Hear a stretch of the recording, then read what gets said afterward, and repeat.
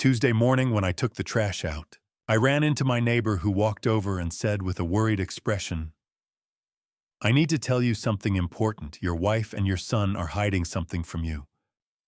From that moment, I secretly installed hidden cameras. But when I checked the footage, I nearly stopped breathing at who appeared on screen.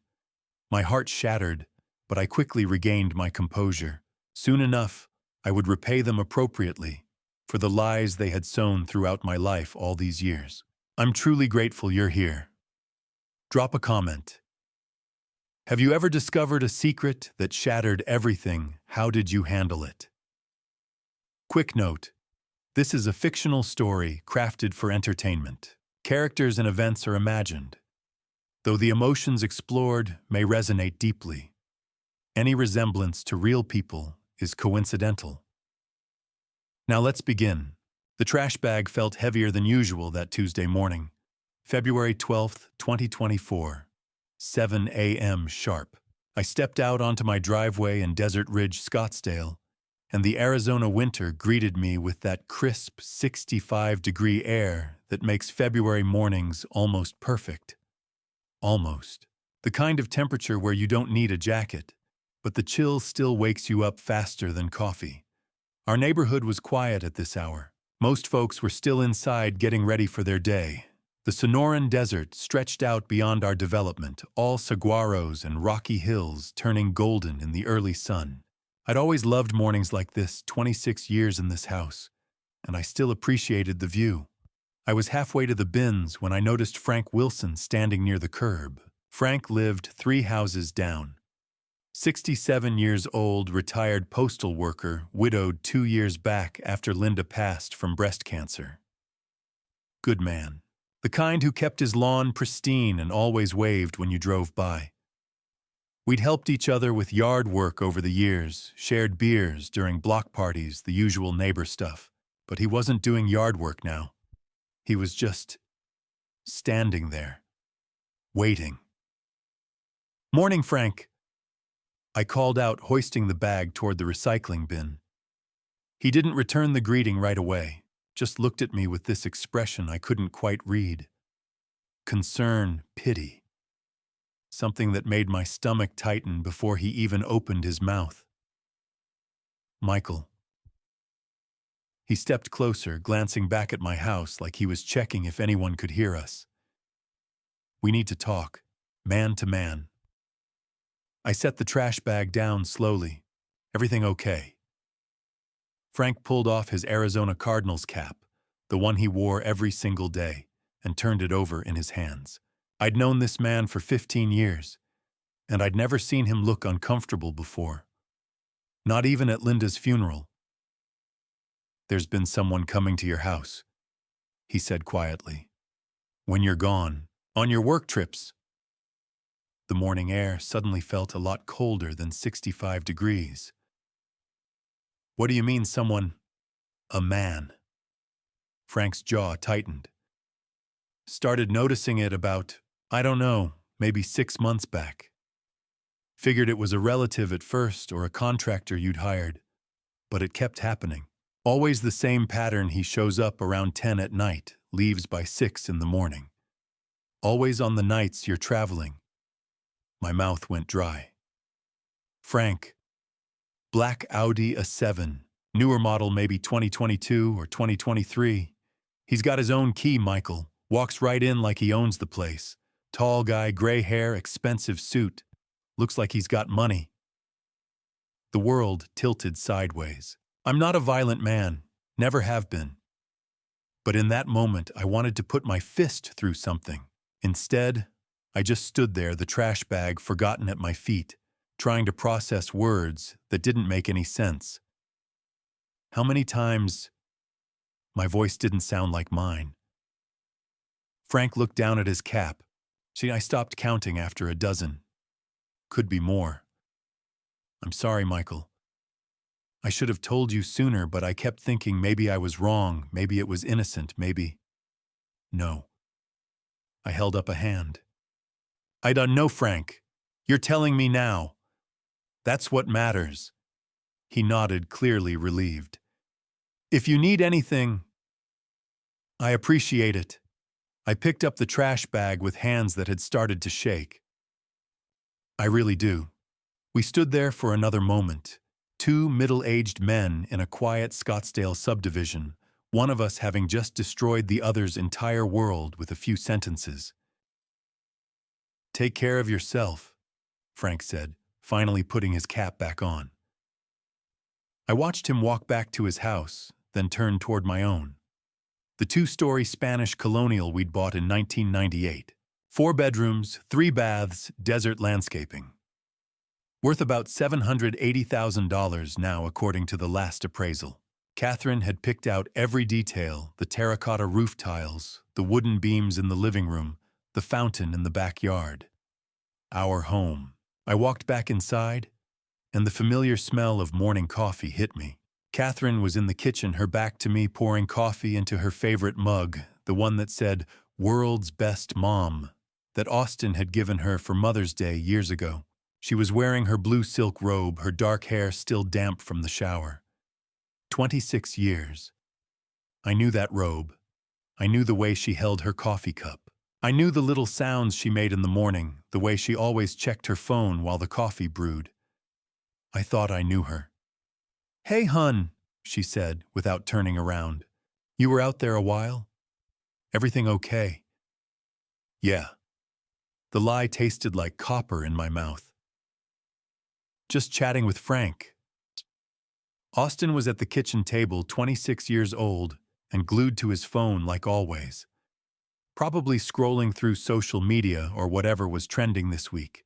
He'd been living with us since dropping out of Arizona State 4 years ago. Couldn't hold a job, couldn't seem to figure out what he wanted to do with his life. We'd been patient, supporting him, hoping he'd find his way. He didn't even look up when I walked in. Everything looked normal. Catherine sipping her coffee, Austin on his phone, the morning news playing softly on the TV in the living room. The scent of her lavender soap mixing with the dark roast Colombian blend I bought from Costco every month. Normal. Except it wasn't. Not anymore. I sat down at the table across from Austin, my own coffee cup trembling slightly in my hands. I forced myself to take a sip, forced myself to breathe normally, forced myself to look at my wife and son and act like the world hadn't just shattered into 1,000 pieces. A flashback hit me without warning. Our wedding day, September 1998, at that little chapel in Paradise Valley. Catherine in her white lace dress holding my hands at the altar, tears in her eyes. "I will love you forever," she'd said. Her voice had been so sure, so steady. I'd believed every word. I'd built my entire life on those words. That memory felt like it belonged to someone else now, some other Michael Harrison who didn't know what I knew. "You okay, Dad?" Austin glanced up from his phone. "You look weird." "Just tired," I managed. "Long week." Catherine turned around, studying my face with those brown eyes I'd woken up next to for 2.5 decades. "You've got Houston tomorrow, right? Houston. Another business trip, another night away, another opportunity for someone with a black Audi to use his key." "Yeah," I said. "Houston." She smiled at me, that same smile that had made me fall in love with her at a company picnic 27 years ago. The smile I'd trusted completely. "You work too hard," she said softly. I looked down at my coffee, at my hands wrapped around the ceramic mug, hands that had held our son when he was born, hands that had built a life, a career, a home, hands that were shaking so badly I had to set the cup down before I spilled it. "Yeah," I said again. "Maybe I do." Austin went back to his phone. Catherine went back to her coffee. The morning news droned on about traffic and weather. And I sat there at my kitchen table in my house with my family, knowing that nothing would ever be normal again. The coffee had gone cold in my cup, but I hadn't moved to refill it. I sat there at that kitchen table watching Catherine finish her coffee and Austin scrolled through his phone. Everything looked normal. Too normal. Like a stage set where the actors were waiting for their cue. I needed to test them. Needed to see if Frank had been wrong, if maybe I was overreacting. Maybe there was some reasonable explanation. Maybe no, I had to know. You know, I said, casually setting down my mug. Frank said something really odd this morning when I was taking out the trash. The change was immediate. Catherine's fingers tightened around her coffee cup. I watched her knuckles turn white against the ceramic. Austin's fork stopped mid-air, suspended between his plate and his mouth, with a piece of scrambled egg that never completed its journey. Just for a second. Maybe two. But I saw it. The panic, the coordination. Then they recovered. Oh. Catherine's voice was light, but her smile looked painted on. What did Frank say? I kept my tone casual, curious. He mentioned seeing some unusual activity at our house. When I'm traveling for work. A car coming late at night. Catherine laughed. Too quickly. Too brightly. Michael, honey. She set her cup down with deliberate care. Frank is 67 years old. He's been confused ever since Linda died 2 years ago. You know how elderly people can get. Their minds start playing tricks on them. Yeah, Dad. Austin jumped in without missing a beat. That old guy is pretty out of it. He probably saw someone visiting a different house and got confused about which one. You know how dark it gets at night around here. I watched them. Really watched them. The way they didn't quite meet my eyes. The way Catherine's hand trembled slightly as she reached for her tablet. The way Austin's jaw was clenched just a fraction too tight. And the way they glanced at each other. Just once. Just for a heartbeat. But I caught it. That look between them. Coordinated. Practiced. Like players on a team checking their positions. 26 years of marriage teaches you to read your spouse. 26 years of being a father teaches you when your son is lying. They were both lying. You're probably right, I said, slowly nodding as if considering it. Frank has seemed a bit off lately. I shouldn't read too much into it. The relief that washed over their faces was almost comical. Catherine's shoulders dropped. Austin's grip on his fork relaxed. They thought I'd bought it. Thought I was satisfied with their explanation. Austin seized the moment. Hey, Dad, speaking of which. He set his fork down, adopting that sheepish expression he'd perfected as a teenager when asking for money. Could you transfer me an extra $1,500 this month? I've got some unexpected expenses. I looked at my son, 26 years old, living in my house, eating my food, and asking for more money while sitting across from me, lying to my face. What kind of expenses? I asked, keeping my voice neutral. Just, you know, stuff. He shrugged, not meeting my eyes. Some clothes for job interviews. I owe a couple of friends some money. Nothing major, just need a little help. Catherine backed him up immediately. Our son needs support, Michael. You know how difficult things are for young people these days. The job market is terrible. He's trying his best. I let the silence stretch for just a moment, long enough for them to wonder if I was going to push back, long enough to see the worry creep back into Austin's expression. Then I nodded. Sure, I'll transfer it tonight. The relief was instant, visible.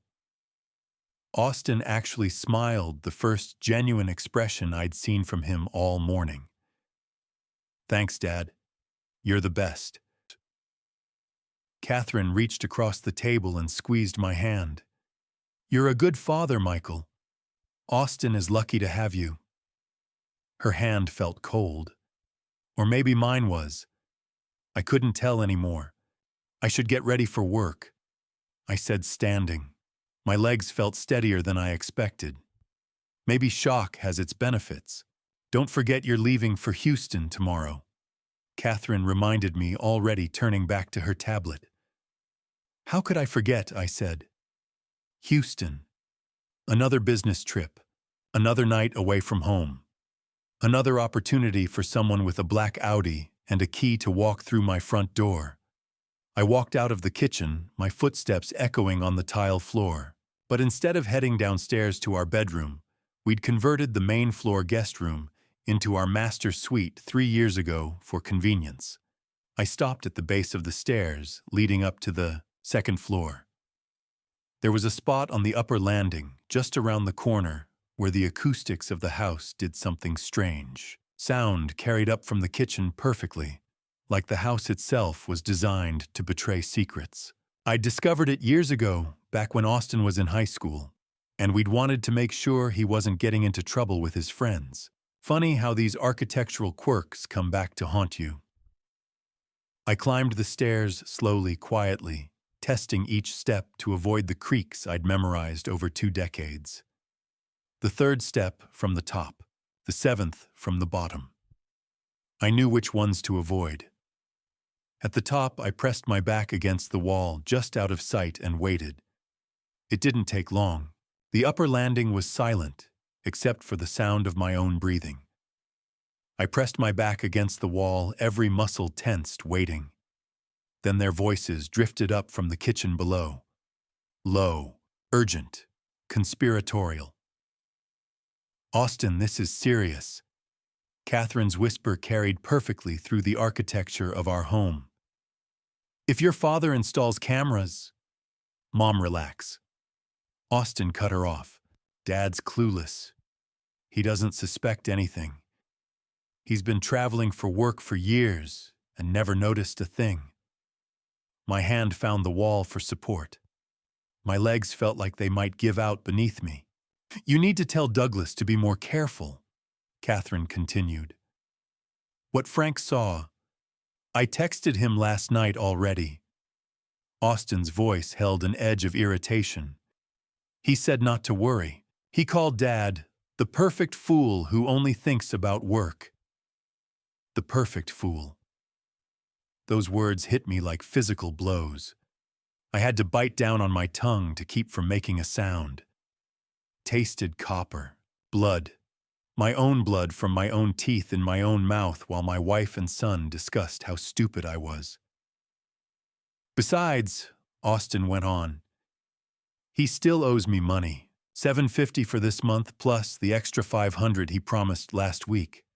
$750. Every month.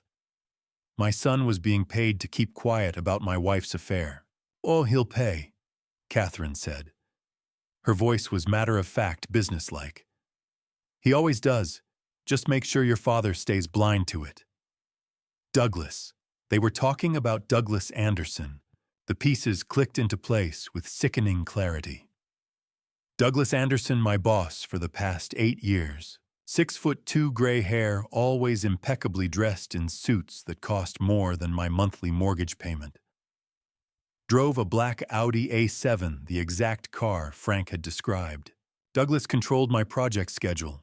He assigned my business trips. He knew exactly when I'd be out of town, exactly how long I'd be gone, exactly when the house would be empty except for my wife and her key-holding lover. The nausea hit me hard.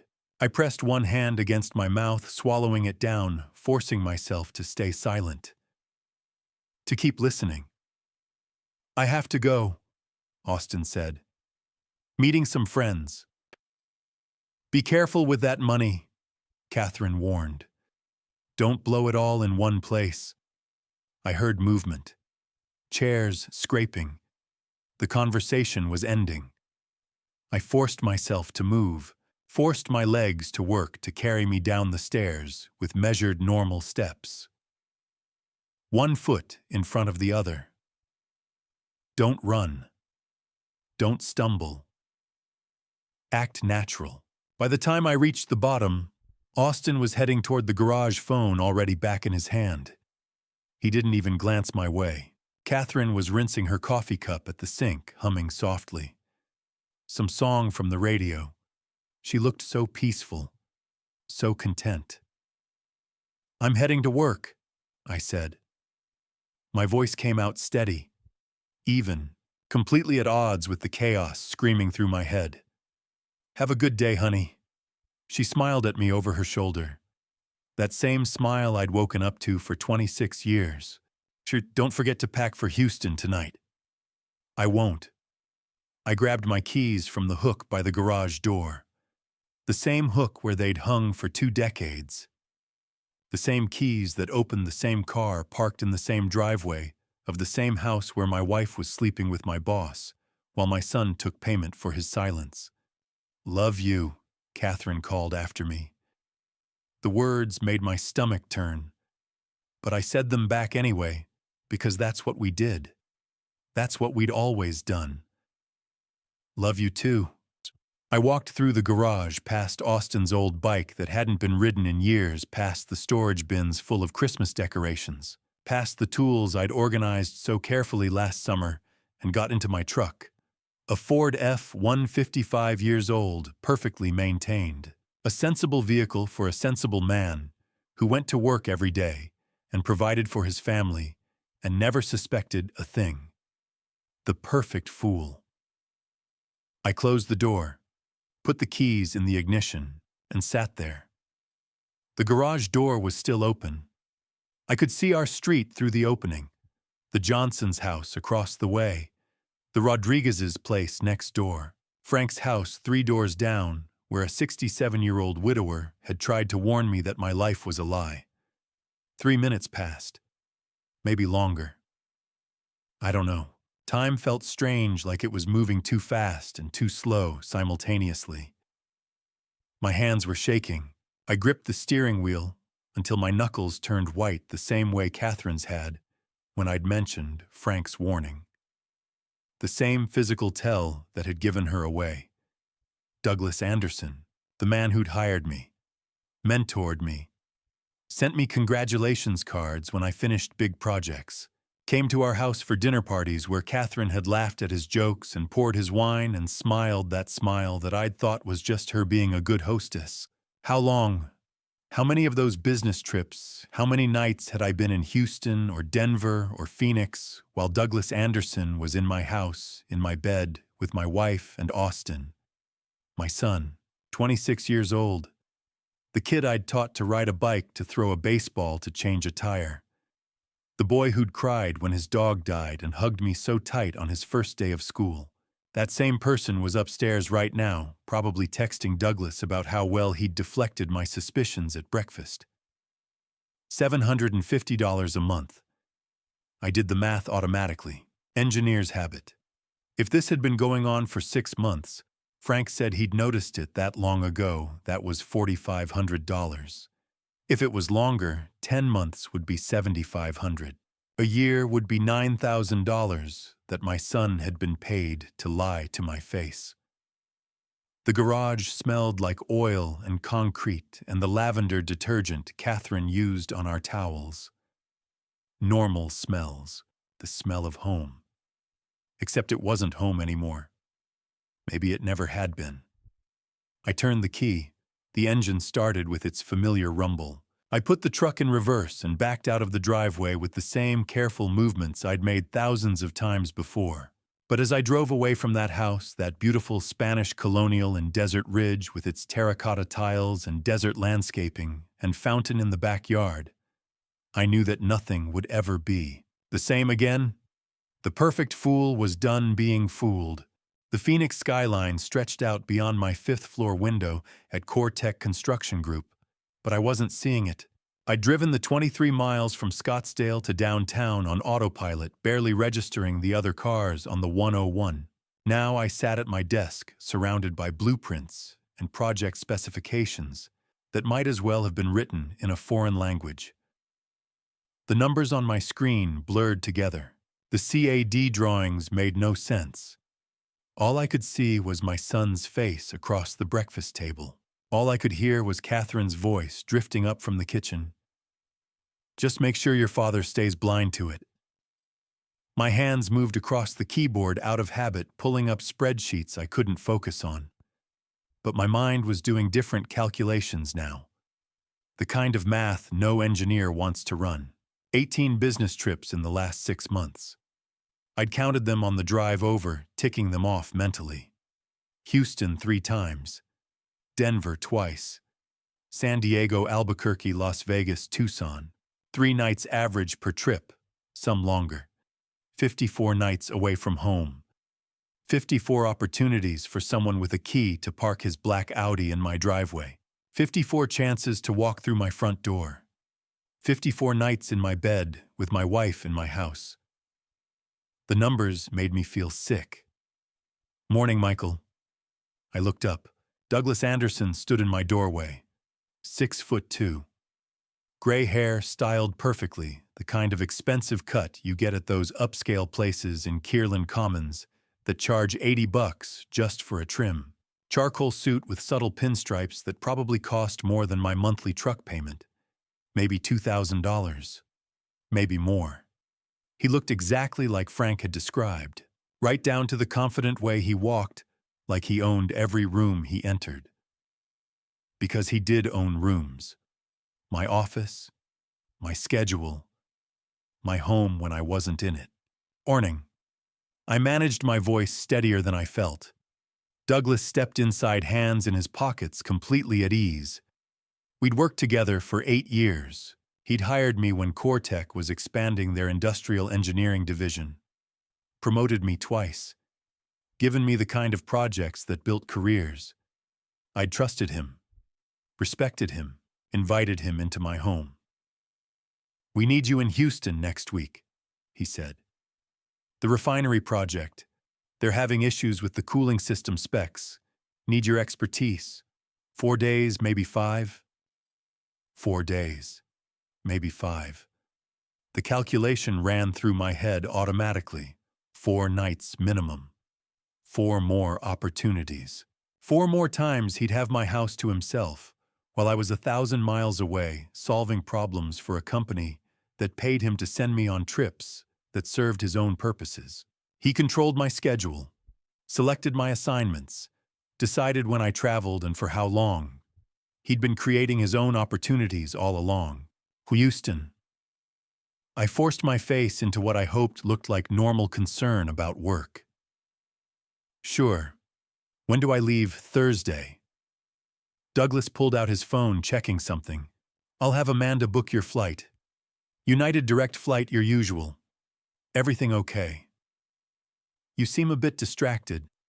I was a 52-year-old man, looking at my boss, the man sleeping with my wife, paying my son for his silence, and having to pretend everything was fine. That I was just a reliable employee thinking about cooling system specifications instead of murder. "Just tired," I said. The lie came out smooth. Natural. "Didn't sleep well? Houston's no problem. I'll confirm the flight details tonight." Douglas smiled, clapped me on the shoulder like we were friends, like he hadn't called me the perfect fool to my son. The touch made my skin crawl. I forced myself not to flinch, not to pull away, not to grab his wrist and break it. "That's why you're my best engineer, Michael," he said. "Always reliable, dependable, predictable, the perfect fool." He left his footsteps fading down the hallway toward his corner office.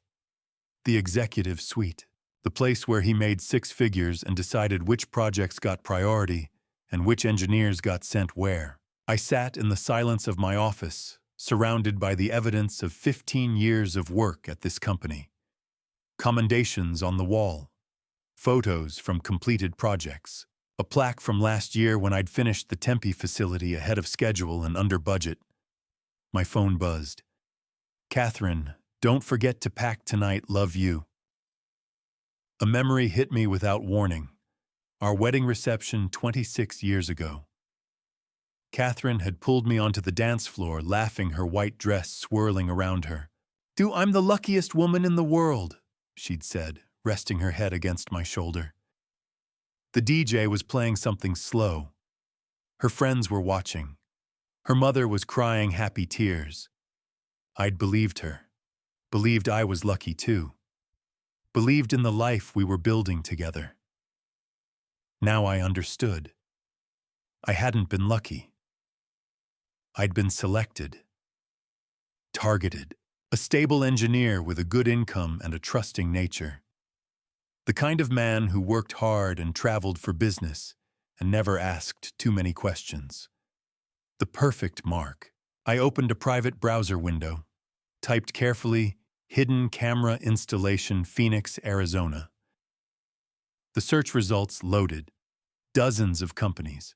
I scrolled through them, systematically reading reviews, checking credentials, looking for something that would work. Tech Secure Systems caught my eye. 4.9 stars across 200 reviews. Discreet surveillance specialists. Professional installation. No one will know. I clicked through to their website, read about their services, hidden cameras, audio recording, motion-activated systems, cloud storage, real-time monitoring. Everything I'd need to document what was happening in my house when I wasn't there. I bookmarked the page, closed the browser, cleared my history. The blueprints on my desk came back into focus.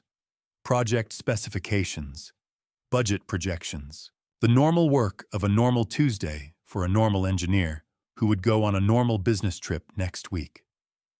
Except nothing was normal anymore.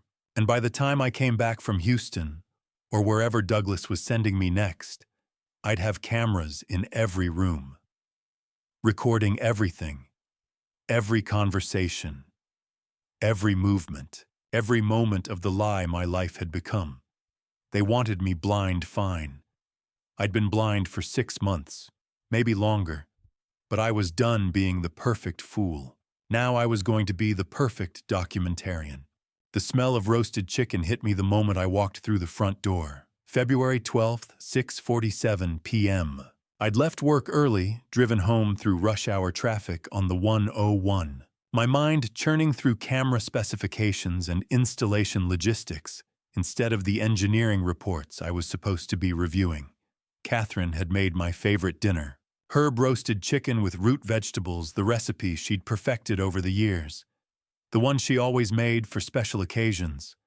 Birthdays, anniversaries, celebrations. The irony wasn't lost on me. "Perfect timing," she said, smiling as I set my briefcase down. "Dinner's just ready." The dining room table was set with our good plates, the ones we'd gotten as a wedding gift from her aunt. Cloth napkins, candles. Austin was already seated, phone face down next to his plate for once. Everything looked like a normal family dinner. Picture perfect. The kind of scene you'd see in a home magazine. I sat down and watched Catherine bring out the chicken on a platter. Golden brown skin, perfectly seasoned. Steam rising into the air along with that familiar rosemary scent. My stomach turned. "This looks amazing," I said, because that's what you say. That's what the perfect fool would say. We passed dishes, filled plates, made small talk about nothing important. Catherine mentioned something about her book club. Austin grunted responses between bites. I moved food around my plate, tasting nothing, feeling nothing, except the weight of what I knew pressing down on my chest. Then I set my fork down, deliberately, carefully. I've been thinking," I said. "I travel too much, missing too much time with you both. I want to talk to Douglas about cutting back on trips, maybe let some of the other engineers handle the site inspections." The change was immediate. Catherine's smile froze. Her eyes widened just a fraction of a second, but I caught it. That flash of panic before she locked it down. Austin's fork clattered against his plate. "But honey," Catherine recovered quickly, her voice smooth. "Your career, Cortec depends on you. You're their best project engineer. Now isn't the time to step back." "Dad," Austin jumped in urgent. You're up for regional director, right? Cutting back on travel now would look terrible. Like you're not committed anymore.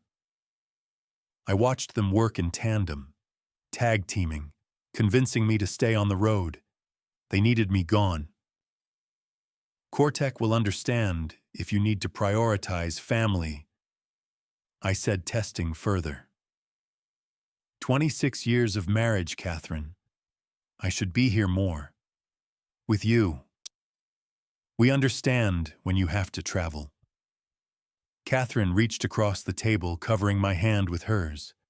Her touch felt cold. We're proud of your dedication. Aren't we, Austin? Yeah, Dad. Austin nodded enthusiastically. You do what you need to do for work. We're fine at home. We're fine at home. Without you. That's what he meant. Catherine squeezed my hand. Besides, you've worked so hard to build this career. Don't throw it away now. The promotion is so close. A few more months of travel and then you'll have more flexibility. Won't that be better? A few more months? A few more opportunities for Douglas? A few more payments to Austin? I let the silence stretch like I was considering it, like I was a man torn between work and family, struggling with a difficult decision. Maybe you're right, I said, finally sighing as if accepting defeat. Career comes first. I miss you guys. The relief on their faces was unmistakable. Catherine's shoulders relaxed. Austin went back to his chicken. Crisis averted. They needed me traveling, needed me gone, needed me blind. A memory blindsided me. Austin at 10 years old, Little League championship game. He'd hit a home run, his first ever in a real game, and run straight to me in the stands. Did you see? Did you see? His face had been pure joy. He'd hugged me so tight I could barely breathe. I want to be just like you when I grow up, Dad. My chest had swelled with pride, with love, with the certainty that being a father was the most important thing I'd ever do. That memory hurt worse than anything they'd said today. Worse than perfect fool. Worse than knowing about Douglas. Because that 10-year-old boy who'd wanted to be like me had turned into this 26-year-old man who was helping destroy me for $750 a month. I should go answer some work emails, I said, standing. Houston prep. Of course, honey. Catherine started clearing plates. You work so hard. I climbed the stairs to our second-floor office, the room I'd converted 5 years ago, built custom shelves for my engineering manuals, installed the standing desk I'd researched for months before buying. But I didn't open my work email. I opened a private browser, created a new encrypted email account, one they'd never find, never trace. I typed carefully. Need discrete camera installation. Urgent. Wife and son cannot know. Available this Thursday. I attached the Tech Secure Systems contact form I'd bookmarked earlier. Hit send. Then I sat back in my chair, the ergonomic one Catherine had bought me for my birthday 3 years ago, and stared at the wall. At the degrees hanging there. Bachelor's in Civil Engineering from Arizona State. Master's in Structural Engineering from UCLA. 15 years of certifications and continuing education. All that education, and I hadn't seen what was happening in my own home. The reply came 20 minutes later. Available Thursday, 2 p.m. 4-camera package, $4,500. Complete discrete installation 2 to 3 hours. Vigil Pro app for remote viewing. Can provide references. My fingers moved across the keyboard. Confirmed. Will send address separately. Need cameras in master bedroom, living room, kitchen, and garage entrance. Motion activated. Cloud backup. No visible wiring. Send. I closed the laptop, sat in the darkness of my office listening to the sounds of my house below. Catherine running water in the kitchen, the TV turning on, Austin's footsteps heading to his room. Thursday. In 2 days, I'd have cameras recording everything. Every conversation, every visitor, every moment of the truth I'd been too blind to see. How long had I been fooled? 6 months, a year longer.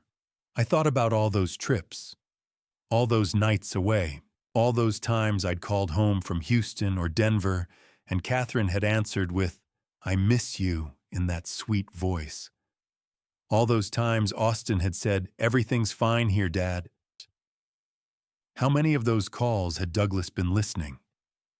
How many times had they laughed about me after hanging up, the perfect fool working late, traveling for business, providing for his family while they dismantled his life piece by piece? Not anymore. Wednesday morning, February 14th, 2024. Valentine's Day. I made coffee and waited for Catherine to come downstairs. When she did at 7:30, already dressed, smelling like lavender soap, I set my trap. "Happy Valentine's Day," she said, kissing my cheek. The gesture made my skin crawl, but I smiled back. "Happy Valentine's Day." Austin wandered in 15 minutes later, heading straight for the cereal cabinet. "Hey," I said casually, pouring myself more coffee. "I called your mother last night. She mentioned feeling under the weather. Maybe you two should visit her today. Keep her company." Catherine paused mid-pour with the coffee pot. "Today, it's Valentine's Day." I kept my expression concerned, caring, the devoted son-in-law. That's exactly why she might be lonely. Your dad's been gone 3 years now. She's probably missing him. It wasn't entirely a lie. I had called Sarah earlier that morning at 6:15 while Catherine was in the shower. Told her I was planning a surprise for Valentine's Day and needed Catherine out of the house for the afternoon. Sarah, who'd always liked me, who'd cried at our wedding, had agreed immediately to play along. "You're such a thoughtful son-in-law," she'd said. "Catherine is lucky to have you." If only she knew. Catherine hesitated, clearly torn. "I suppose we could go after lunch. Around 2. That would be perfect," I said. "Perfect for me anyway." 1:58 p.m. I stood at the living room window watching Catherine's Honda CR-V back out of the driveway. Austin in the passenger seat, glued to his phone, heading toward Tempe, 15 minutes away to Sarah's retirement community. My phone buzzed. "Arriving in 5 minutes. 2:05 p.m. A white van pulled up to my curb. "Tech Secure Systems," in blue letters on the side. Professional. Discreet. 2 men got out. The older one, maybe 40, Hispanic, neat beard, headed straight for my front door. The younger guy followed, carrying equipment cases. I opened the door before they could knock. "Mr. Harrison." The older man extended his hand. "Roberto Sanchez. This is my associate, Marcus. Let's get you protected." Protected. That was one way to put it. I led them inside through the living room Catherine had decorated so carefully, past the kitchen where we'd eaten 1,000 family meals, up the stairs to the master bedroom where I'd slept next to my wife for 26 years. "Show me where you need coverage," Roberto said, pulling out a tablet. I walked them through it systematically, like an engineering project. "Living room. I need to see the front door and the main seating area." Roberto nodded, assessing angles. "Smoke detector. Perfect placement, completely hidden." "Kitchen. Need to see the table and counter space." "Wall clock. We've got one that matches your style." "Upstairs hallway. Monitor who goes up and down." "Electrical outlet. Motion activated." We stopped at the master bedroom doorway. I had to force myself to walk in, to point at the bed Catherine and I shared. "Here."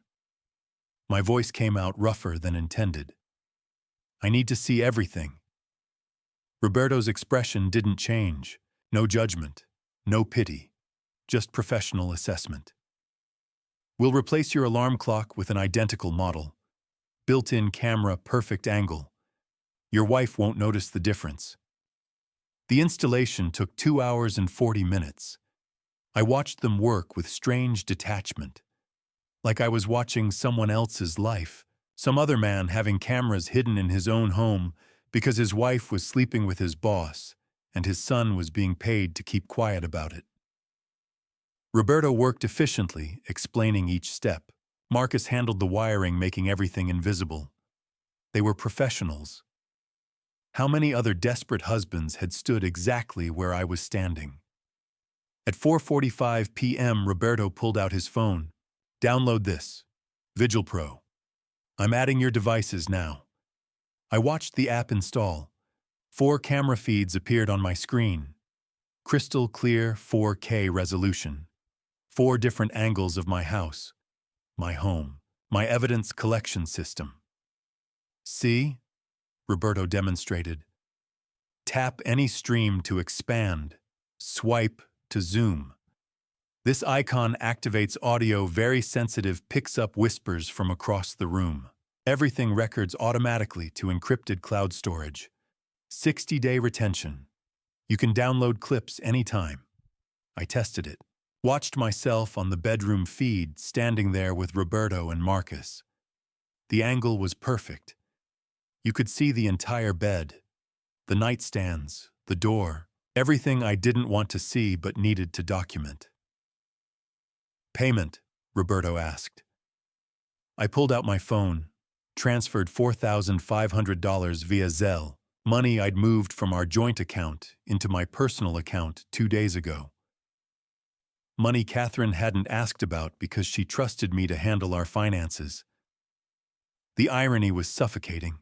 Roberto and Marcus finished packing up at 5:20 p.m. The house looked exactly the same. Nothing suspicious, nothing out of place. At the door, Roberto handed me his business card.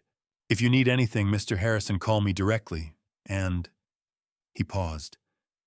I'm sorry. Whatever's happening, I'm sorry you're going through it.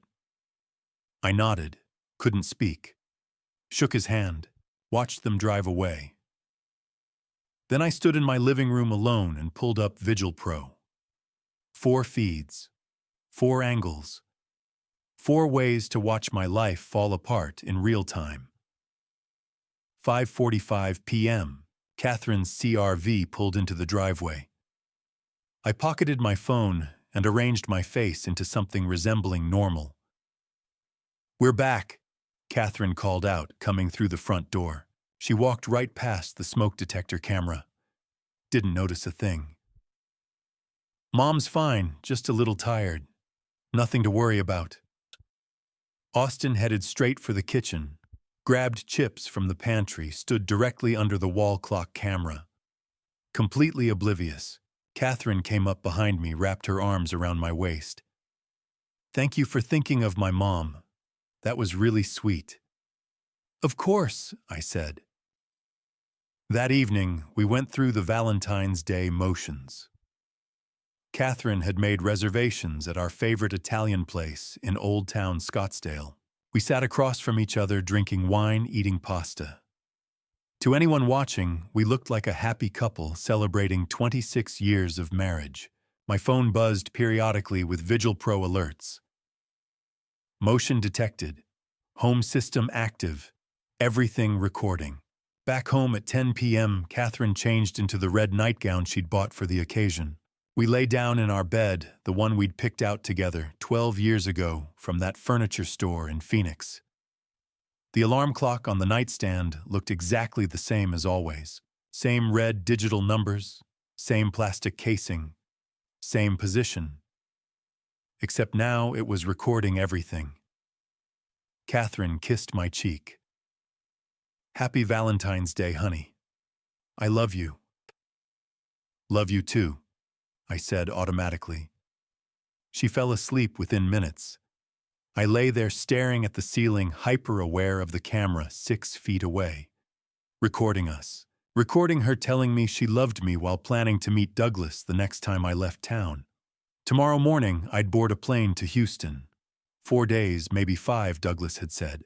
4 days for them to use my house while I collected evidence. My phone was under my pillow.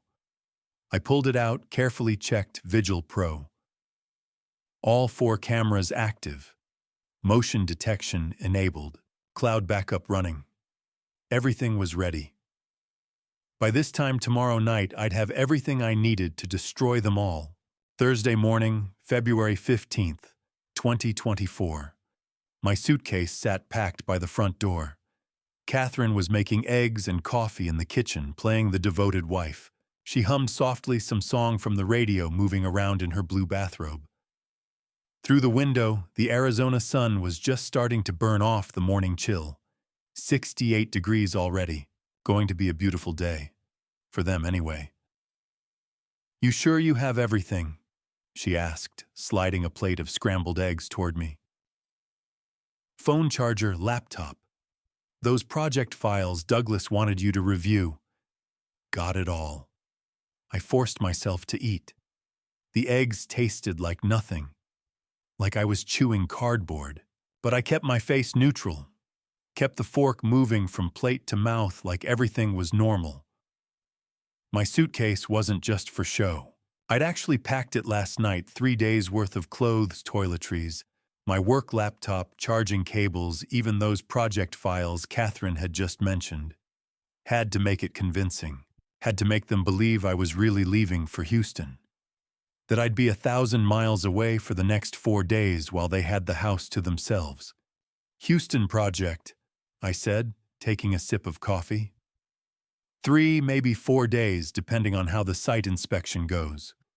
I'll call when I land at Bush Intercontinental. Catherine came around the counter and kissed my cheek. The gesture felt mechanical now. Hollow, like she was going through the motions of being a wife, checking off boxes on some invisible to-do list. Fake concern, fake affection, fake everything. "Travel safe, honey. We'll miss you so much." We. Like she and Austin were a team, which I guess they were. Austin waved from the living room couch, eyes barely leaving his phone screen. "Bring back some Texas barbecue, Dad. That place near the airport you went to last time." I looked at my son, 26 years old, sitting on the couch I'd bought, in the house I paid for, eating food I provided, getting paid $750 a month to lie to my face. "Will do," I said. I watched them both carefully over the rim of my coffee mug, the barely concealed relief on their faces, the way Catherine's smile finally reached her eyes for the first time in days, the way Austin's shoulders relaxed, his posture loosening like a weight had been lifted. They wanted me gone, needed me gone, were counting down the minutes until my truck pulled out of the driveway. "Guess I should hit the road," I said, standing and carrying my plate to the sink. "Traffic to Sky Harbor's going to be brutal this time of morning. Don't want to miss my flight." Catherine followed me to the front door, playing her part perfectly. She straightened my collar, even though it didn't need straightening. Brushed imaginary lint off my shoulder. Hugged me with just enough pressure to seem genuine. "Love you," she said. "Love you too." The words tasted like ashes in my mouth. I grabbed my suitcase, heavier than usual because I'd actually packed everything, and walked through the garage to my truck, loaded the suitcase in the bed. Started the engine. Catherine stood in the doorway waving, picture-perfect suburban wife seeing her hard-working husband off on another business trip. I backed out of the driveway at 8:30 a.m. sharp. She was still waving when I turned onto the street, still playing the role, still lying. But I didn't head west, toward Phoenix Sky Harbor Airport like I'd said. Didn't take the usual route toward the 202 and then the 143 south to the terminals. Instead, I drove east on Loop 101, then south toward Tempe. Traffic was light mid-morning. Took me 15 minutes to reach my brother's apartment complex on Rural Road, just a few blocks from Arizona State University. Matthew Harrison, 49 years old, 3 years younger than me. Financial analyst for a tech company. Divorced 5 years ago, his ex-wife had cheated on him with her personal trainer. Now he lived alone in a modest 2-bedroom apartment, worked too much, traveled constantly. Currently in Amsterdam on a business trip until next Tuesday. I'd called him last night after Catherine had gone to bed. Matt, I need to use your place for a few days. Can't explain over the phone right now, but it's important. Really important. Matthew hadn't asked questions. Never did. That's what I'd always loved about my little brother. He just understood when something was serious. Keys under the green, welcome, Matt, he'd said. Apartment 3C, 3rd floor. I'm in Amsterdam until Tuesday morning. Mi casa es su casa, big brother. Stay as long as you need. Whatever you're dealing with, I've got your back. I found the key exactly where he'd said. Let myself into the apartment building, took the elevator to the 3rd floor, walked down the hallway to 3C. Matthew's place was exactly what you'd expect from a divorced workaholic. Minimalist furniture, clean lines, everything organized and practical. No decorations, except a few photos of our parents and some prints of mountain landscapes. The place smelled stale. He'd been gone 4 days already. Windows closed, air conditioning on low. I set my suitcase by the door, walked through the small living room to the dining table, set up my laptop, pulled out my phone, opened Vigil Pro. The app loaded. 4 camera feeds appeared on my screen, arranged in a grid. Crystal clear 4K resolution. Living room empty. Kitchen empty. Upstairs hallway empty. Master bedroom empty. My house. My home. Empty except for Catherine somewhere off camera.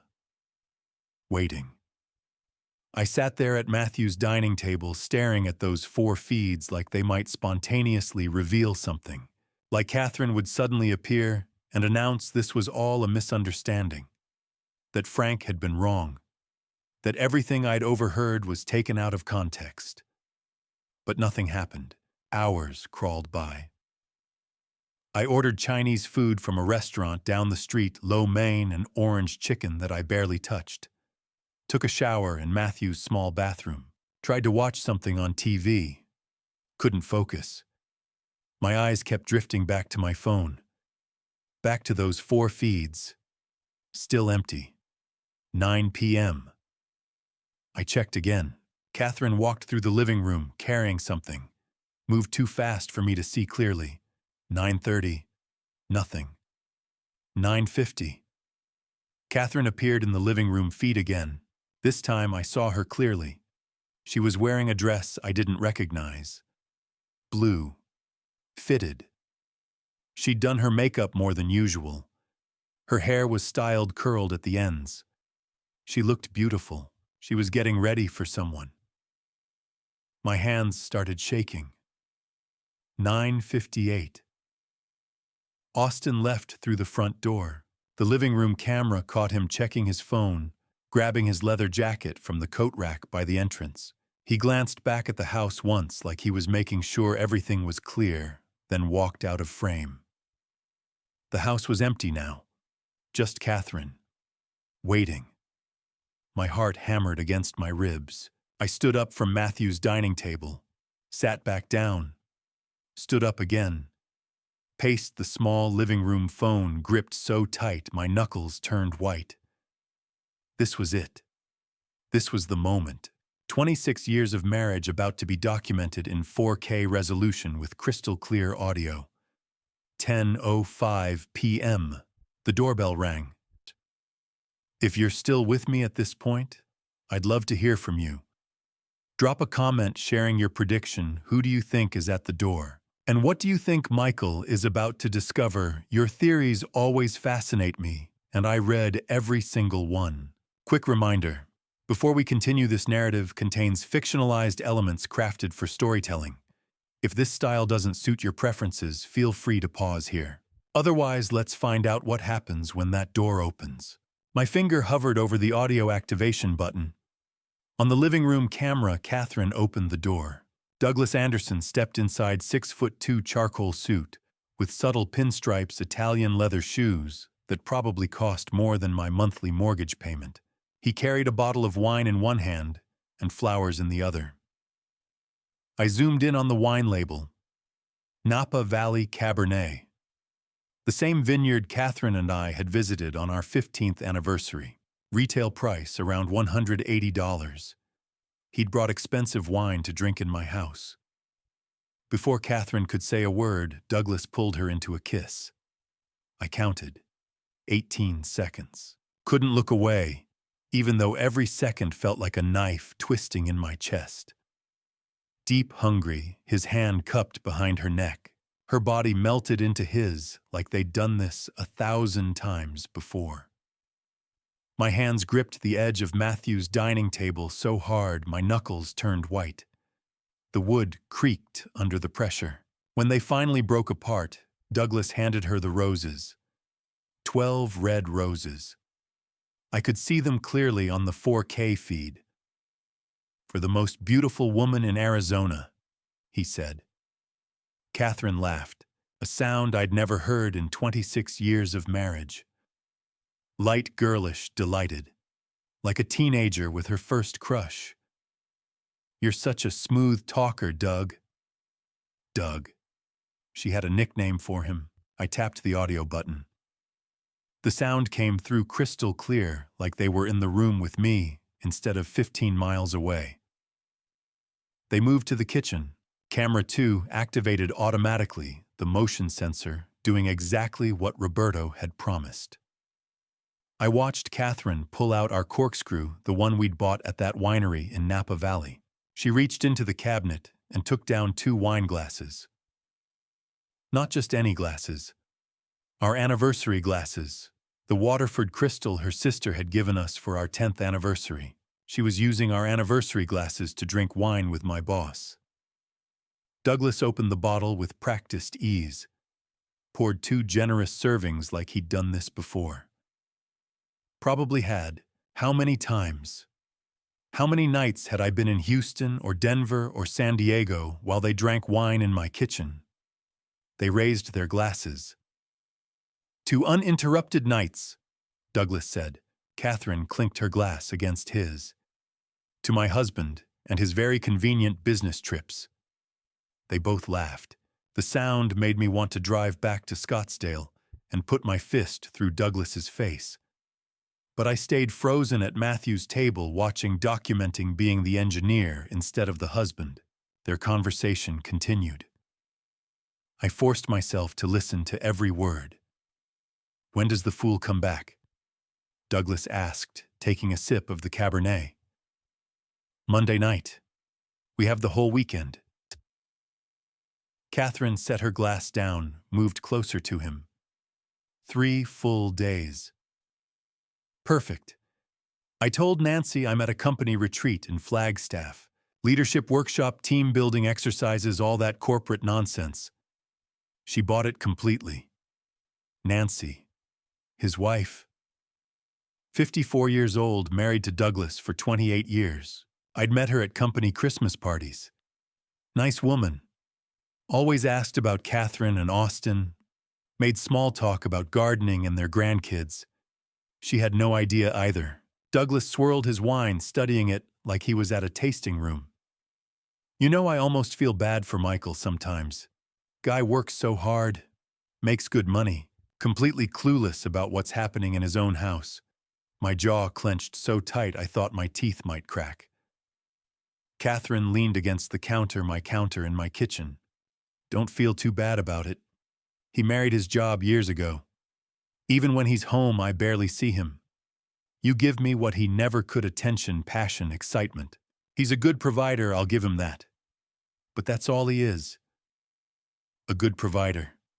That's all I was to her. A paycheck. A convenient husband who traveled for work and paid the bills while she entertained my boss." I sat in Matthew's apartment, watching this unfold on a 6-inch screen, feeling like I was having an out-of-body experience. like this was happening to someone else. Some other Michael, whose wife was in his kitchen drinking his expensive wine using his anniversary glasses, mocking him to his boss. But it wasn't someone else. It was me. 11:30 p.m. They finished the wine, started moving toward the stairs. The hallway camera caught them perfectly. Douglas's hand on Catherine's waist, her head resting on his shoulder, both of them laughing about something I couldn't quite hear. The bedroom camera activated. I didn't watch the intimate parts. Fast-forwarded through sections though the audio kept recording. But I saved everything. Every frame. Every word. Every second of betrayal documented in crystal-clear 4K. I plugged in USB drive number 1. Started transferring files. 4 hours of footage. Then uploaded copies to 2 separate cloud storage accounts with different providers. Encrypted passwords. 2-factor authentication. Evidence. Documentation. Proof that would hold up in any court. 1:47 a.m. Douglas was still there. The bedroom camera showed 2 figures under my sheets. In my bed.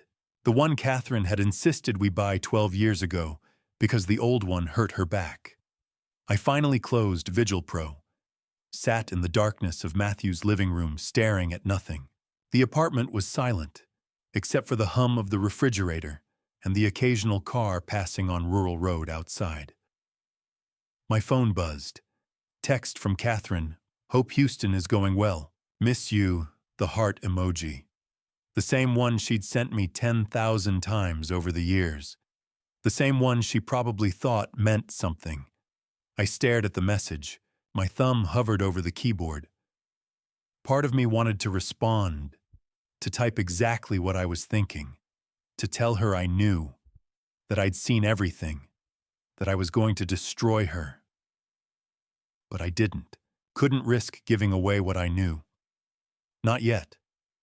Not until I had everything documented, every pattern established, every piece of evidence locked down.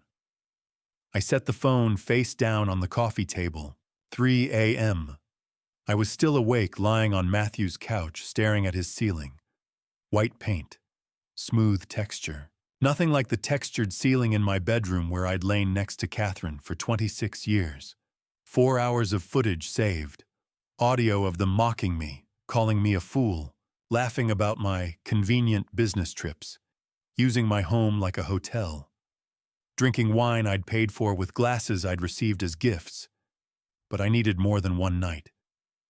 One night was a mistake, a lapse in judgment, something a lawyer could explain away.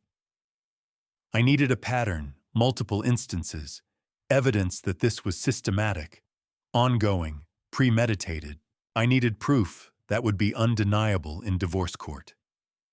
When custody discussions happened, when asset division came up, when lawyers started calculating alimony and property splits. So I waited for Saturday, February 16th, 11 a.m. I checked Vigil Pro expecting to see an empty house, hoping maybe that Friday night had been a one-time thing, a mistake, something Catherine would regret and never do again. The kitchen camera proved me wrong. Douglas and Catherine were having breakfast together, 11 to 17 a.m., according to the timestamp in the corner of the feed. A domestic scene that made bile rise in my throat. Douglas sat at my kitchen table wearing my bathrobe, navy blue, the one Catherine had given me for Christmas 3 years ago, reading something on a tablet, probably the news, completely comfortable, completely at home. Catherine stood at the stove in a silk nightgown, scrambling eggs in my cast-iron skillet, the one I'd seasoned myself over years of use. Her hair was messy, uncombed. She looked relaxed, happy. They looked exactly like a married couple having a lazy Saturday morning. I tapped the audio icon with shaking fingers, thinking next weekend. Douglas was saying, when he's in Denver. Catherine flipped the eggs. 3 full days. Where will you tell Nancy you are visiting my brother in Tucson? She never checks, never has. He took a sip of coffee from my favorite mug, the Arizona State one I'd had since college.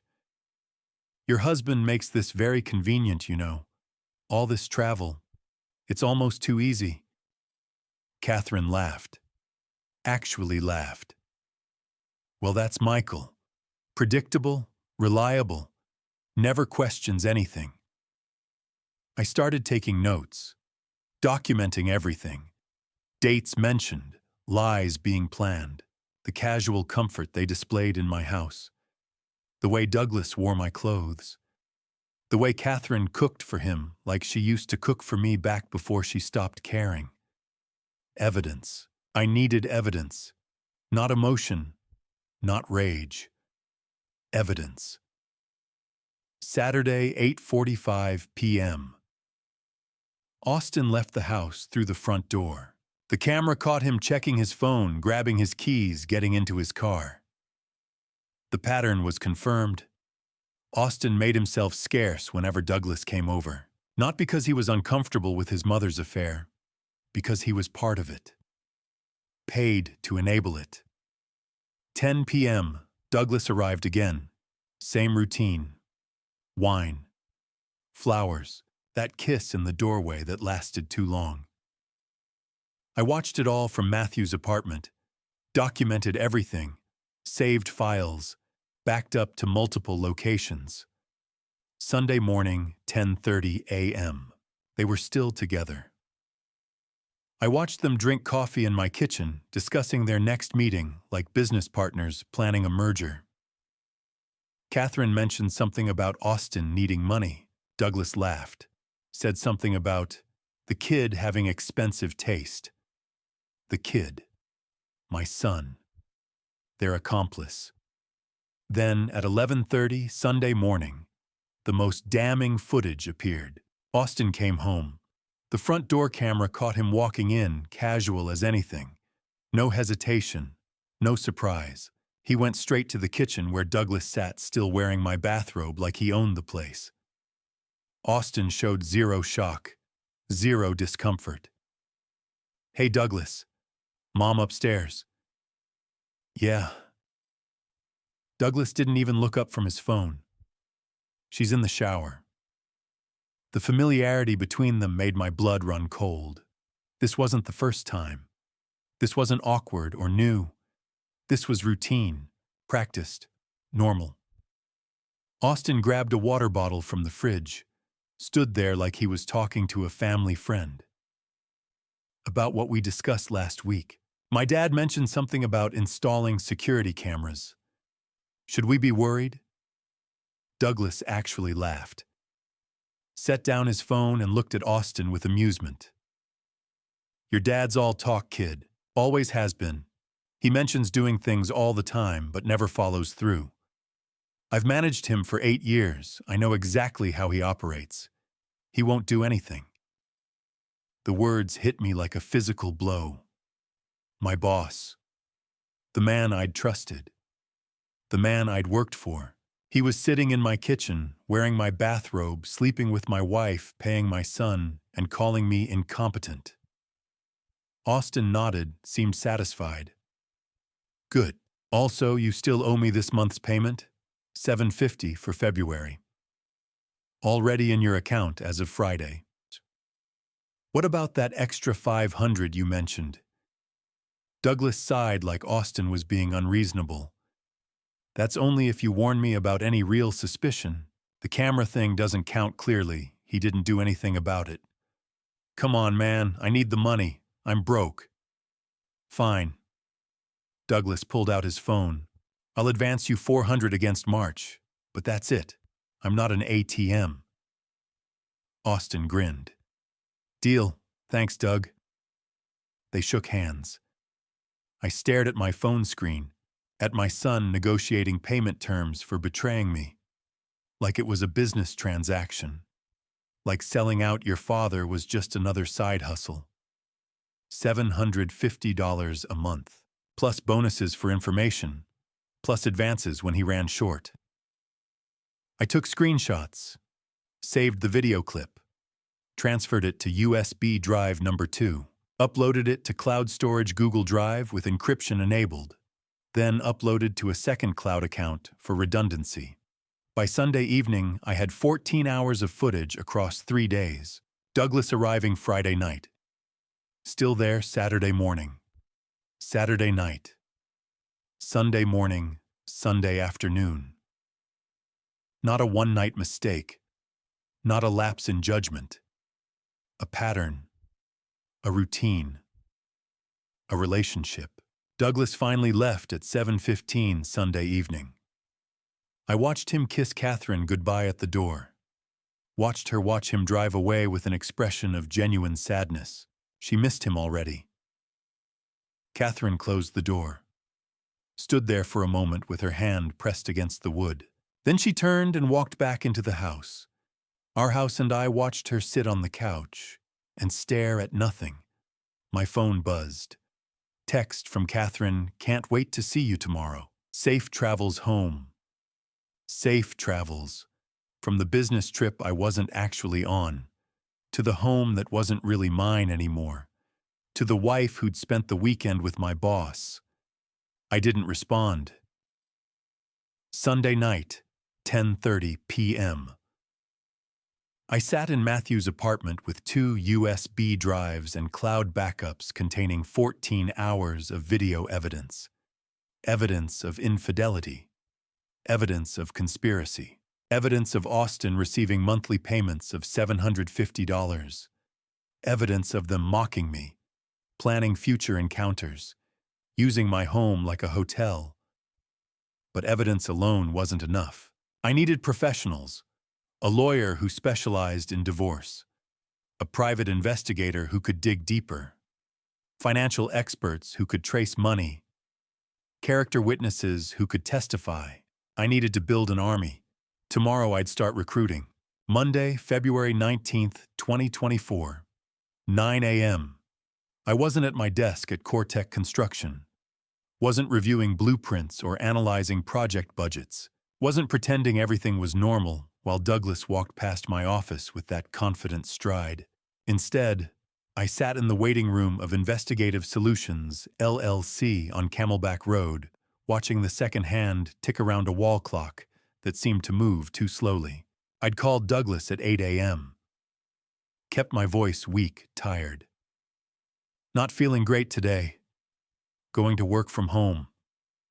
His response came immediately, sympathetic, concerned. "Take care of yourself, Mike. Don't push it. Your health comes first." Mike. He had a nickname for me too. Just like Catherine called him Doug. The concern in his voice would have been touching if I didn't know he'd spent the weekend in my bed, wearing my bathrobe, drinking wine from my anniversary glasses. At exactly 9 o'clock, the office door opened. Derek Sullivan stepped out. 50 years old, built like someone who'd spent decades walking beats and chasing suspects. Former Phoenix PD detective turned private investigator. 15 years in the business, according to the website I'd researched obsessively yesterday afternoon. Gray eyes that missed nothing, firm handshake. The kind of man who'd seen everything and wasn't easily shocked. "Mr. Harrison." His voice was gravelly professional. "Come on in." His office matched the man, professional without being fancy. File cabinets organized with military precision. Awards on the wall, Phoenix Private Investigator of the Year 2022. Commendations from the police department. Photos of him in uniform, younger receiving medals. This was someone who knew how to build cases. Someone who understood evidence. I set my laptop on his desk. "Mr. Sullivan, I need you to watch something." "Derek, call me Derek." He pulled his chair closer. "And before we start, everything you tell me is confidential. Client privilege. Whatever's on that screen stays between us unless you authorize otherwise." I opened the edited compilation I'd made last night. 22 minutes of the most damning footage from my 14 hours of evidence. The kiss at the door. The wine toast. The conversation about the fool and convenient business trips. Catherine and Douglas having breakfast in my kitchen. And finally, the part that made my hands shake every time I watched it, Austin negotiating payment with Douglas. The handshake, the casual discussion of my son's monthly rate for betraying me.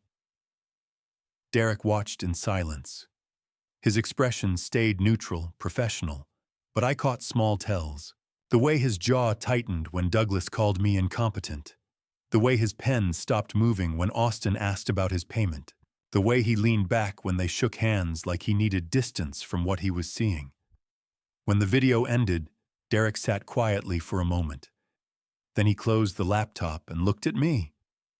Mr. Harrison, Michael. He set his pen down deliberately. I've been doing this for 15 years. Seen a lot of cheating spouses. Seen financial betrayal. Seen families torn apart. But a son taking money to cover up his mother's affair. He shook his head. That's a new level of moral bankruptcy. Can you get his financial records? I asked. My voice came out steadier than I felt. Every transfer Douglas made to Austin over the past year. I need documentation beyond what I've recorded. Derek nodded, already taking notes. I can subpoena bank records through legal channels for civil cases. Takes about 10 days. I'll also run a comprehensive background on Douglas Anderson employment history assets, any skeletons in his closet. Man this comfortable with betrayal, there's usually more than one victim. What about my wife? Her finances. That too. Phone records showing frequency of contact, credit card statements, travel patterns, if there are hotel visits, rental properties, anything that establishes this as an ongoing affair rather than an isolated incident. He looked up from his notes. You're building toward divorce, I assume. Among other things. Derek quoted his fee. $5,200 for a comprehensive investigation. That includes forensic accounting, complete background checks, surveillance if needed, and testimony preparation if this goes to court. I pulled out my phone, opened my banking app, transferred $5,200 via Zelle without hesitation. Derek's eyebrows rose slightly. You came prepared. Most people take a few days to decide. I've had 2 days to think about nothing else. He glanced at his computer, confirming the transfer. All right then. We're officially engaged. I'll start with the financial records, those take the longest. Background checks, I can have preliminary results by Thursday. Full workup by next Monday. Thursday works. Derek leaned back in his chair, studying me. One question, Michael, if you don't mind. The wife, I get it. Affairs happen, marriages fail. That's ugly but common. But your son, he shook his head, actively participating, taking money. In 15 years, I've never seen a kid do that. Why? I stared at Derek's wall, at the commendations, the certificates, the evidence of a career spent finding truth. I don't know, I said finally. I keep asking myself that. $750 a month. That's what I'm worth to him. That's the price tag for betraying your father. Did you have a bad relationship? Was he resentful, looking for payback? No. The word came out hollow. I taught him to ride a bike, coached his little league team, paid for his college until he dropped out, let him live at home rent-free for 2 years. I thought, my voice cracked. I thought we were close. Derek didn't offer platitudes, didn't say it wasn't my fault or that I'd done my best. Just nodded, wrote something in his file, and moved on. Professional, efficient, exactly what I needed. I'll need copies of everything you've recorded, he said. Send encrypted files to this email address. He wrote it on his business card. And Michael, you did the right thing documenting this. A lot of people confront, immediately destroy evidence, make the case harder to prove. You kept your head, built documentation. That's going to matter in court. We shook hands. Derek walked me to the door. Preliminary report Thursday afternoon. I'll call when it's ready. And Michael, he paused. I'm sorry this is happening. For what it's worth, you're doing everything right. Stay the course. I left his office at 10:45 a.m. One professional secured, one piece of my army assembled. But documentation wasn't enough. I needed a legal executioner. Someone who could take this evidence and turn it into financial devastation. Asset seizure, disinheritance. A divorce settlement that would leave Catherine with nothing. I had an appointment with attorney Carolyn Spencer at 11:30. 11:30 a.m. same day. 15th floor of a downtown Phoenix high-rise. Spencer and Associates Family Law occupied the corner suite with floor-to-ceiling windows overlooking the city. The reception area smelled like leather and expensive coffee. Everything pristine, professional. Framed case victories lined the hallway. Settlement agreements with impressive numbers. Court decisions highlighted in yellow. Carolyn Spencer's office was at the end. Corner suite. Windows on two sides. Bookshelves packed with Arizona law.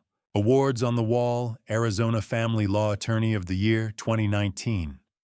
A plaque, 94% success rate in contested divorces. 35 years. Carolyn stood when I entered. 60 years old, sharp gray suit, reading glasses on a chain. Presence of someone who'd spent decades destroying opposing counsel. Mr. Harrison? Firm handshake. Please sit. I handed her USB drive number 1. Ms. Spencer, I need a divorce, and I need to legally destroy them. She plugged in the drive without hesitation, watched my 15-minute compilation in silence, taking notes, pausing to review sections. Her pen moved constantly. When it ended, she removed her glasses. Now, Michael, may I call you Michael? With evidence like this, we're not just aiming for a favorable divorce. We're aiming for legal devastation. She pulled up Arizona community property law, turned the screen toward me. Normally, Arizona is 50-50, but adultery with clear documentary evidence changes everything. With proof this ironclad, you'll receive 75% of marital assets, possibly 80%. The house becomes yours solely, and she'll receive 0 spousal maintenance. Arizona allows complete denial in adultery cases. The house is valued at $780,000, I said. She joint investments about $320,000. Savings $178,000. Carolyn made notes. Shadi ha no. Combined assets approximately $1,278,000. You're looking at roughly $960,000. She gets maybe $300,000 zero ongoing support. The numbers felt clinical, abstract, like a business transaction instead of 26 years ending. Now regarding your son. She pulled up another document. Lee will file for disinheritance under Arizona Revised Statutes Section 14-2804. He conspired against you for financial gain. That's grounds for complete removal. Will life insurance, retirement accounts, everything. The word disinheritance hit harder than expected. Austin was still my son, the boy I'd raised, who'd hugged me after Little League games. Then I remembered. $750 a month. Do it, I said. Carolyn nodded. Regarding inheritance rights, we should verify paternity. Standard procedure in high-value disinheritance cases. Eliminates any future challenges. Makes everything airtight.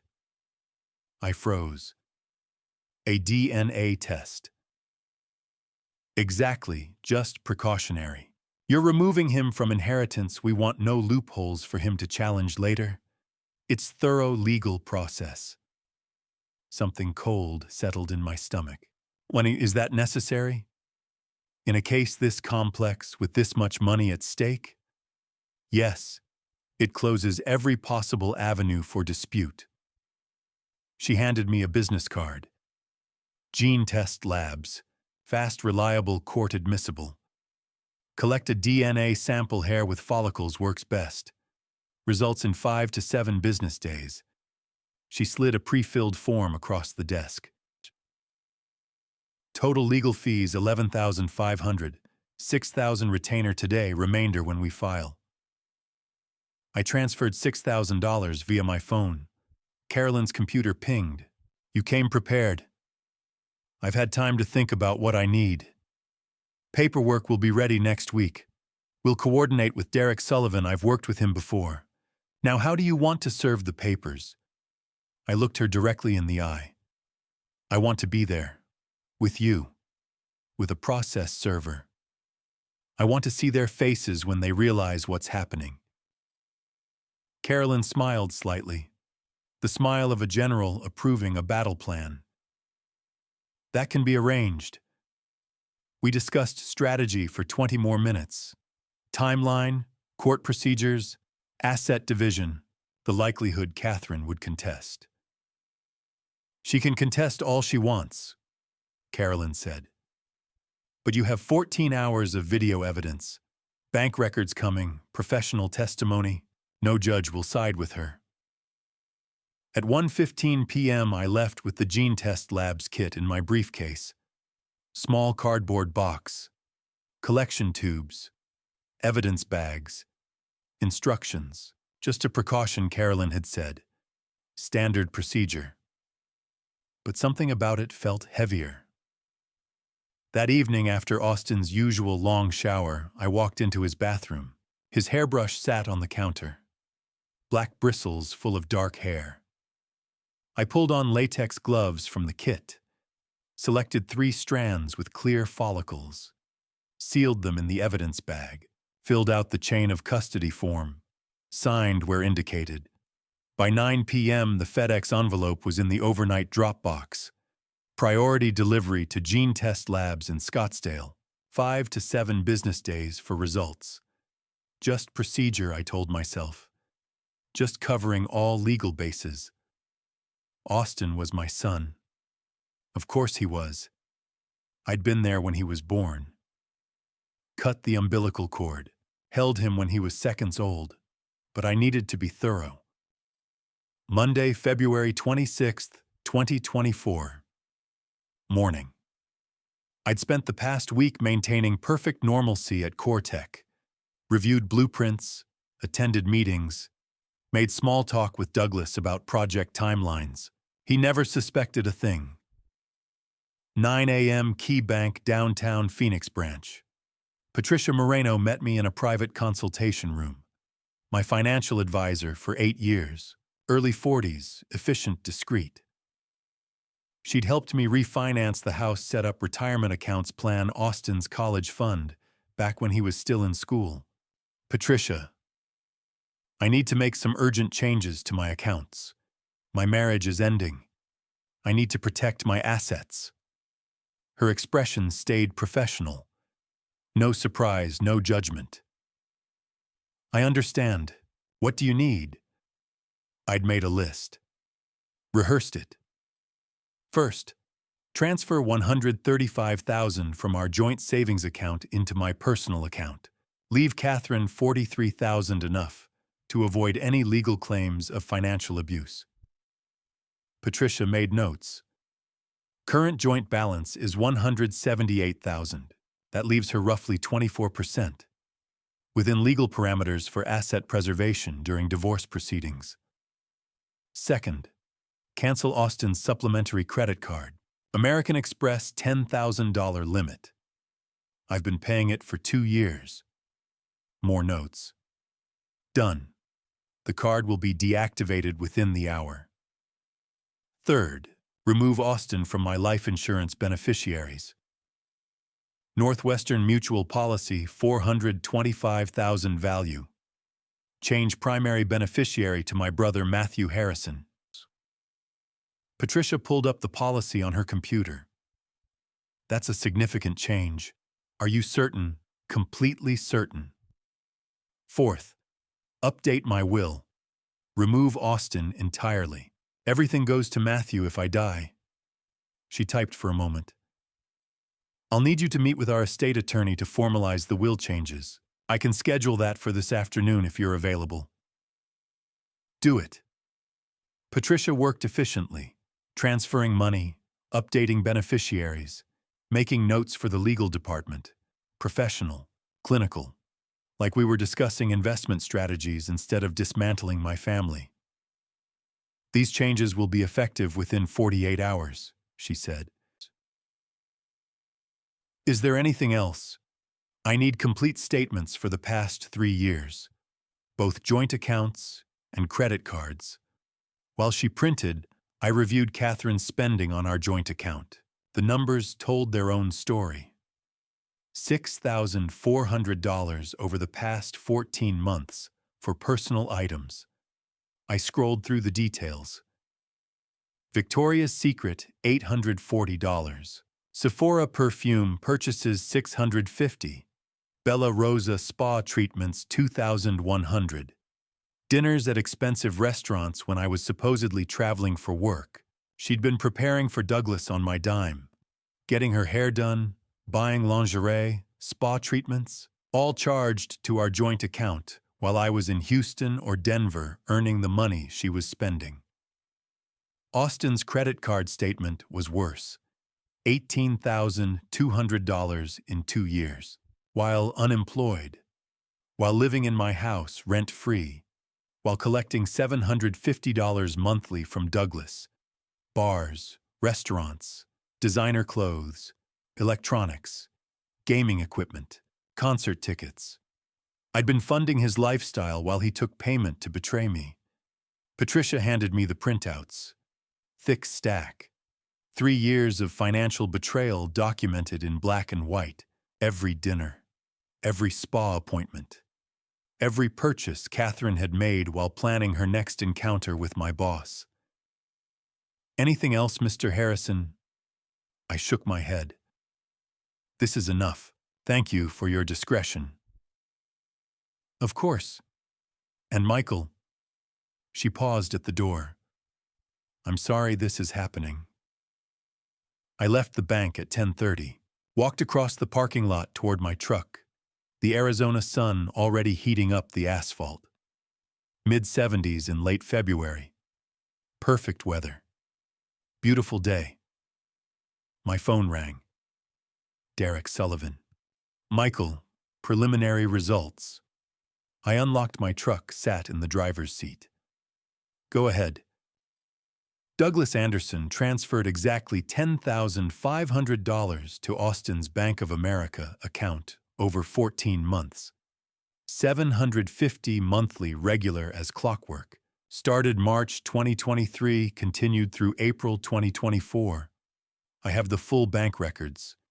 Dates, amounts, account numbers, everything. Cold satisfaction settled in my chest. Good. What else? Something interesting. Your wife has an old Yahoo email account from the late 90s. Looks like she forgot about it, but it's still active. Still backing up to cloud storage. There might be communication history there, early emails, correspondence, maybe evidence of how long this has been going on. My pulse quickened. Can you access it? Legally. It's her account, but if it's stored on shared devices or has recoverable passwords through public information, it's fair game for civil investigation, especially with evidence of conspiracy already established. Do it. I need to see everything. Give me until tonight. I'll send you what I find. Derek hung up. I sat in my truck with the engine off, reviewing Patricia's financial documents. $135,000 secured in my personal account. Austin's credit card canceled. He'd find out the next time he tried to use it. Life insurance redirected to Matthew. Will updated. My financial walls were up. My evidence was backed up in triplicate, and Derek was excavating Catherine's digital past. Whatever he found in those old emails, I knew it wouldn't be good. But I needed to know, needed to understand how deep this went, how long I'd been played for a fool. My phone buzzed. Email notification, Gene Test Labs. Subject line, DNA test results ready for review. I stared at the screen. The notification sat there innocuous, professional. Just another email among dozens I received daily. Just routine, Carolyn had said. Standard procedure for disinheritance cases. Dotting I's and crossing T's. Closing legal loopholes. Austin was my son. 26 years. I'd been there when Catherine's water broke at 3 a.m., driven 90 miles an hour to Good Samaritan Hospital, held her hand through 12 hours of labor, cut the umbilical cord myself when the doctor offered, watched him take his first breath, heard his first cry. I'd changed his diapers, taught him to walk, read him bedtime stories, coached his little league team, helped with homework, driven him to school every morning for 12 years. Of course he was mine. I opened the email. The message was brief, professional. Your DNA test results are ready for secure viewing. Please log into your account portal using the credentials provided during sample submission. I clicked the link, entered my case number. Password. The loading screen took 3 seconds, felt like 3 hours. Then the results appeared. Probability of paternity 0.00%. Conclusion. The tested male is excluded as the biological father of the tested child. I read it again, then again. The words didn't change. 0%. Excluded. Not the biological father. Austin wasn't my son. 26 years. 26 years of believing, of raising him, of loving him, of thinking he was mine. And he wasn't. My hands started shaking. The phone slipped from my fingers, clattered onto the center console. I sat in that parking lot, engine off, windows up, the Arizona sun beating down on my truck, and felt my entire life collapse into something I didn't recognize anymore. Wednesday, February 28, 2024. 3:47 a.m. My phone vibrated on Matthew's nightstand, pulling me from shallow sleep. I'd been staying at his apartment on and off, telling Catherine I was doing extended site inspections. She believed it. Why wouldn't she? I'd always been reliable, predictable, the perfect fool. The notification lit up the screen. Email from Gene Test Labs. Subject line, DNA test results, confidential. I sat up instantly. Heart hammering, mouth dry. Just routine, I told myself. Standard procedure. Carolyn had said so. Just crossing T's and dotting I's for the disinheritance filing. I opened the email on my phone. My hands were shaking slightly. PDF attachment downloaded. Paternity analysis report. Michael Harrison alleged father and Austin Harrison child. I scrolled to the conclusion section. 3 words destroyed my world. Probability of paternity 0%. I read it again. The words didn't change. The tested male, Michael Harrison, is excluded as the biological father of the tested child, Austin Harrison. For 47 seconds, I couldn't breathe, couldn't move, just stared at those words on the small screen in the darkness of Matthew's guest room. Then I lurched to the bathroom and vomited, hard. Everything in my stomach emptied into the toilet, while I gripped the edges, cold sweat breaking out across my forehead. When the retching stopped, I sat on the cold tile floor, shaking. The fluorescent bathroom light hummed overhead, too bright, too harsh. When I could stand, I went back to the bedroom, opened my laptop, needed to see the report on a bigger screen, needed to be absolutely certain, The results were definitive, clinical, unambiguous, 0% probability. Not my son. Never was. My mind started calculating. Engineer's habit even in crisis. 26 years of child-rearing costs. Average $19,000 per year, according to USDA estimates. That's $494,000. Plus Arizona State tuition before he dropped out $45,000. Plus the Honda Civic I bought him at $18,22,000. Plus 2 years of living expenses while he was unemployed, $38,000. Total $599,000 I'd spent raising another man's son. The memories came without permission. Flooding back, each one now poisoned. The hospital room in 1998. The nurse placing newborn Austin in my arms. Congratulations, Dad. Catherine smiling weakly from the bed. He has your eyes. She'd lied, even then, looking me straight in the face and lying. Austin at 7 years old, teaching him to ride a bike in our driveway, running alongside, holding the seat steady. I got you, buddy, I got you. His skinned knee, me bandaging it. His trust in me absolute. Austin's high school graduation 2016. Cap and gown. Thanks for everything, Dad. I couldn't have done this without you. My chest swelling with pride. Every birthday, every Christmas, every I love you, Dad. All built on a lie. I wasn't raising my son. I was raising Douglas Anderson's son. Catherine had known from day one, had looked at me holding that baby in the hospital and let me believe he was mine. Let me cut the umbilical cord. Let me sign the birth certificate. Let me love him for 26 years. I was crying.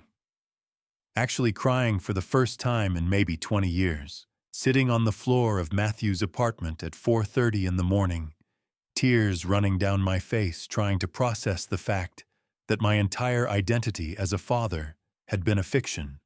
6 a.m. I called Derek Sullivan. Too early, but this was an emergency.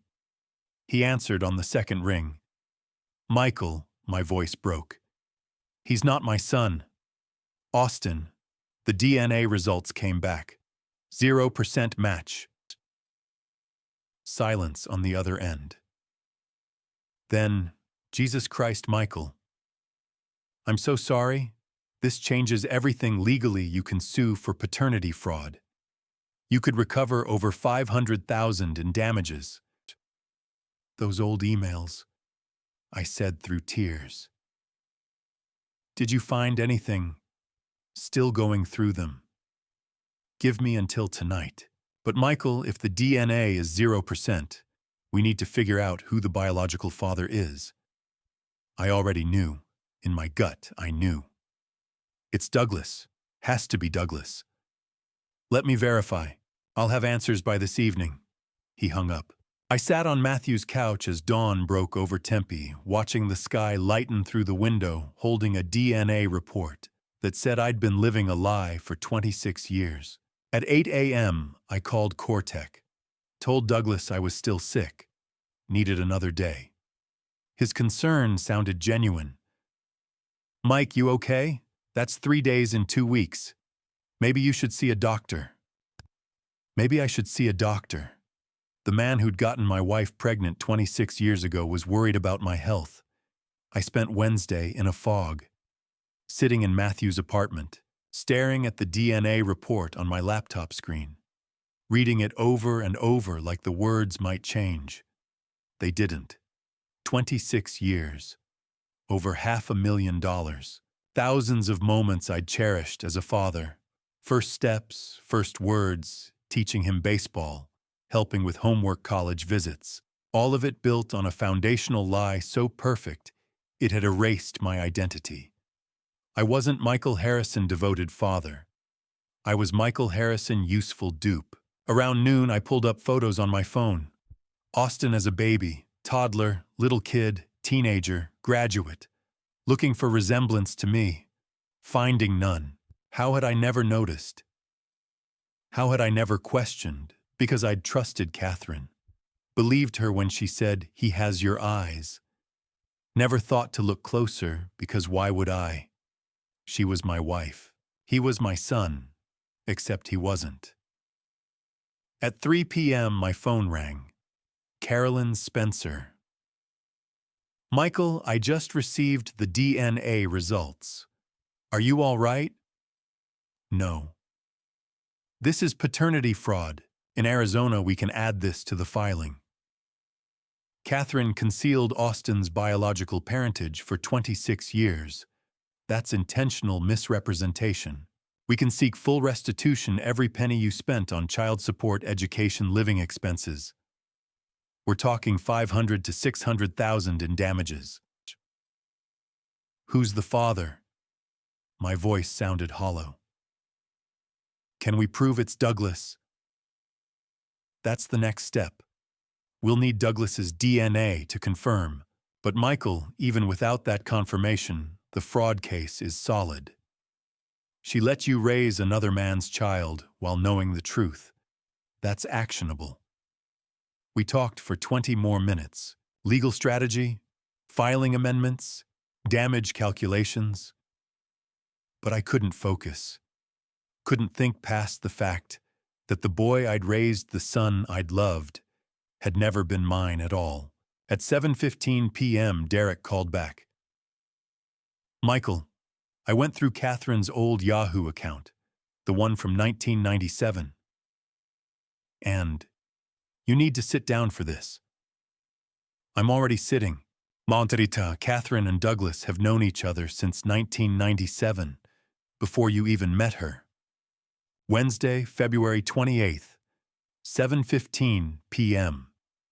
My phone rang. Derek Sullivan. I'd been sitting in Matthew's apartment for hours waiting for this call. "Derek." His voice was careful. "Michael, sit down. What I found in those old emails, it's worse than we thought." I gripped the armrest. "Tell me." Derek had accessed Catherine's Yahoo account from 1997 to 1998. She'd set up automatic cloud backup, then forgotten about it.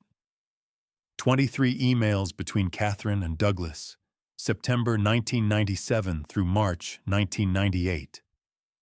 I'm sending them now, but let me read you the important ones. Email 1. September 14th, 1997. From douglas.anderson.work@morrison-eng.com to Kathy C1975 at Yahoo. Come subject, we need to talk. "Kathy, I can't do this. A baby, I'm 29. My career at Morrison Engineering is just starting. I'm up for project manager next month. A kid would destroy everything. You need to make a choice." I felt ice spread through my veins. Email 2. September 18th, 1997. Catherine's response. "Doug, relax. I'm not asking you to raise it. I have a plan. There's a guy I met at a coffee shop last week, Michael Harrison, 25, junior engineer at Core Tech Construction. Stable job, good income, seems really sweet and kind of naive. I can work with him. You focus on your career. I'll handle it."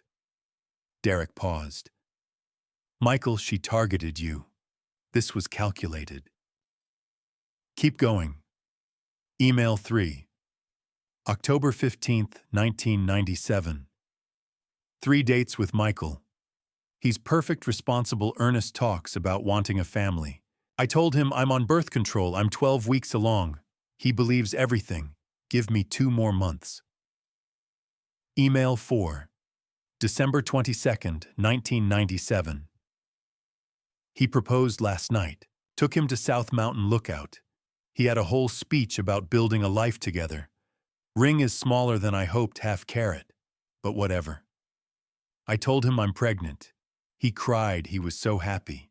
Thinks it happened last month. Numbers line up perfectly. Wedding March 1998. You owe me big time, Douglas. Email 5. January 1998. Douglas, you did good, Kathy. I'll send you $800 monthly once the kid is born. Keep him convinced it's his. Maybe in a few years we can figure something else out. Derek continued. 18 more emails. Douglas sending money $800 a month for Austin's first 2 years. Updates on the baby. Emails stop in 2000 when Douglas moved to Tucson. But they stayed in contact. Sporadic payments over the years, $500 here, $1,000 there. Birthday money for the kid. She never told you. So Douglas is known for 26 years. Catherine trapped me from the start. I was selected at a coffee shop. Paternity fraud. Conspiracy to defraud. 26 years documented. You're holding a nuclear bomb. Derek sent all 23 emails. I read each one. Catherine's casual tone describing sweet, naive Michael. Douglas's relief at not dealing with the kid. Their agreement to keep me blind. September 1997. 1 month before I met Catherine. The coffee shop in Tempe, where she'd accidentally bumped into me. Where we'd talked for 2 hours. Where she'd smiled and asked about my job. None of it real. She'd been 12 weeks pregnant, already planning, already hunting. I remembered my proposal, South Mountain. I'd been so nervous. Had the ring in my pocket for 2 weeks, practiced my speech. He actually cried, he was so happy. She'd been laughing inside, thinking how perfect a mark I was. The pregnancy announcement 3 weeks later. Her tears, relief not joy, my promise to be the best father. Our rushed wedding in March because we wanted the baby to have married parents. All choreographed, all scripted. I pulled up wedding photos. March 1998. Catherine in white, me grinning. The luckiest man alive. The Mark who didn't know he'd been selected. Austin's birth, April 1998. Me cutting the umbilical cord. Congratulations, Dad. Catherine's weak smile. He has your eyes. He never had my eyes. Douglas had sent $800 monthly for 2 years. Then sporadic payments. Birthday money. I'd spent $599,000 raising his son. Your son's getting so big, Michael. You must be proud. Douglas had said that. Multiple times. At company events, standing in my house, drinking my beer. Knowing Austin was his, by 10 p.m. I wasn't sad anymore. I was cold, surgical. They hadn't just betrayed me for 14 months. They'd built a 26-year lie, shaped my entire adult life, used me as a tool. Catherine had targeted me, studied me, seduced me, trapped me. 3 months from coffee shop to engagement to pregnancy announcement.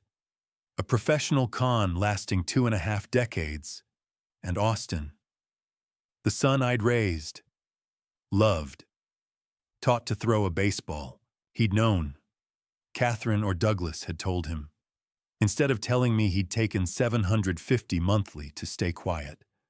I paced Matthew's apartment, made coffee, sat back down, read the emails again. By midnight, my hands were steady. The grief had crystallized into something sharper. Tomorrow, I'd call Carolyn Spencer, tell her about the emails, the 26-year conspiracy. We wouldn't just file for divorce, criminal charges, civil suits, paternity fraud, conspiracy to defraud, intentional infliction of emotional distress. I'd take the house, savings, investments, every penny. I'd sue Douglas for $599,000 in restitution, plus interest, plus punitive damages. I'd disinherit Austin completely, remove him from my will insurance life, and I'd make sure everyone knew. Cortec, neighbors, friends, Catherine's family, Douglas's wife, Nancy. Everyone would know what they'd done. They'd built a 26-year lie. I was going to burn it to the ground. Friday, March 1st, 2024. 3 p.m. I stepped into Martin Chandler's office on the 12th floor of CoreTech Construction, carrying a leather briefcase containing the end of Douglas Anderson's career.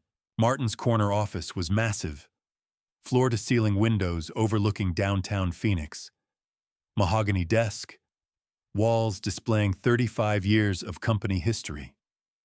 Martin Chandler, 72 years old, silver hair, sharp blue eyes.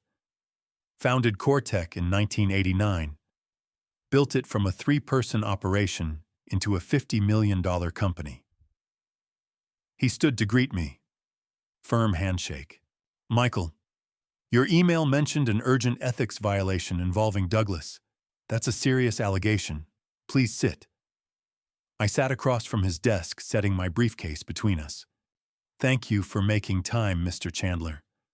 I wouldn't ask for this meeting unless it was critical. You've been with us 8 years. You're one of my best engineers.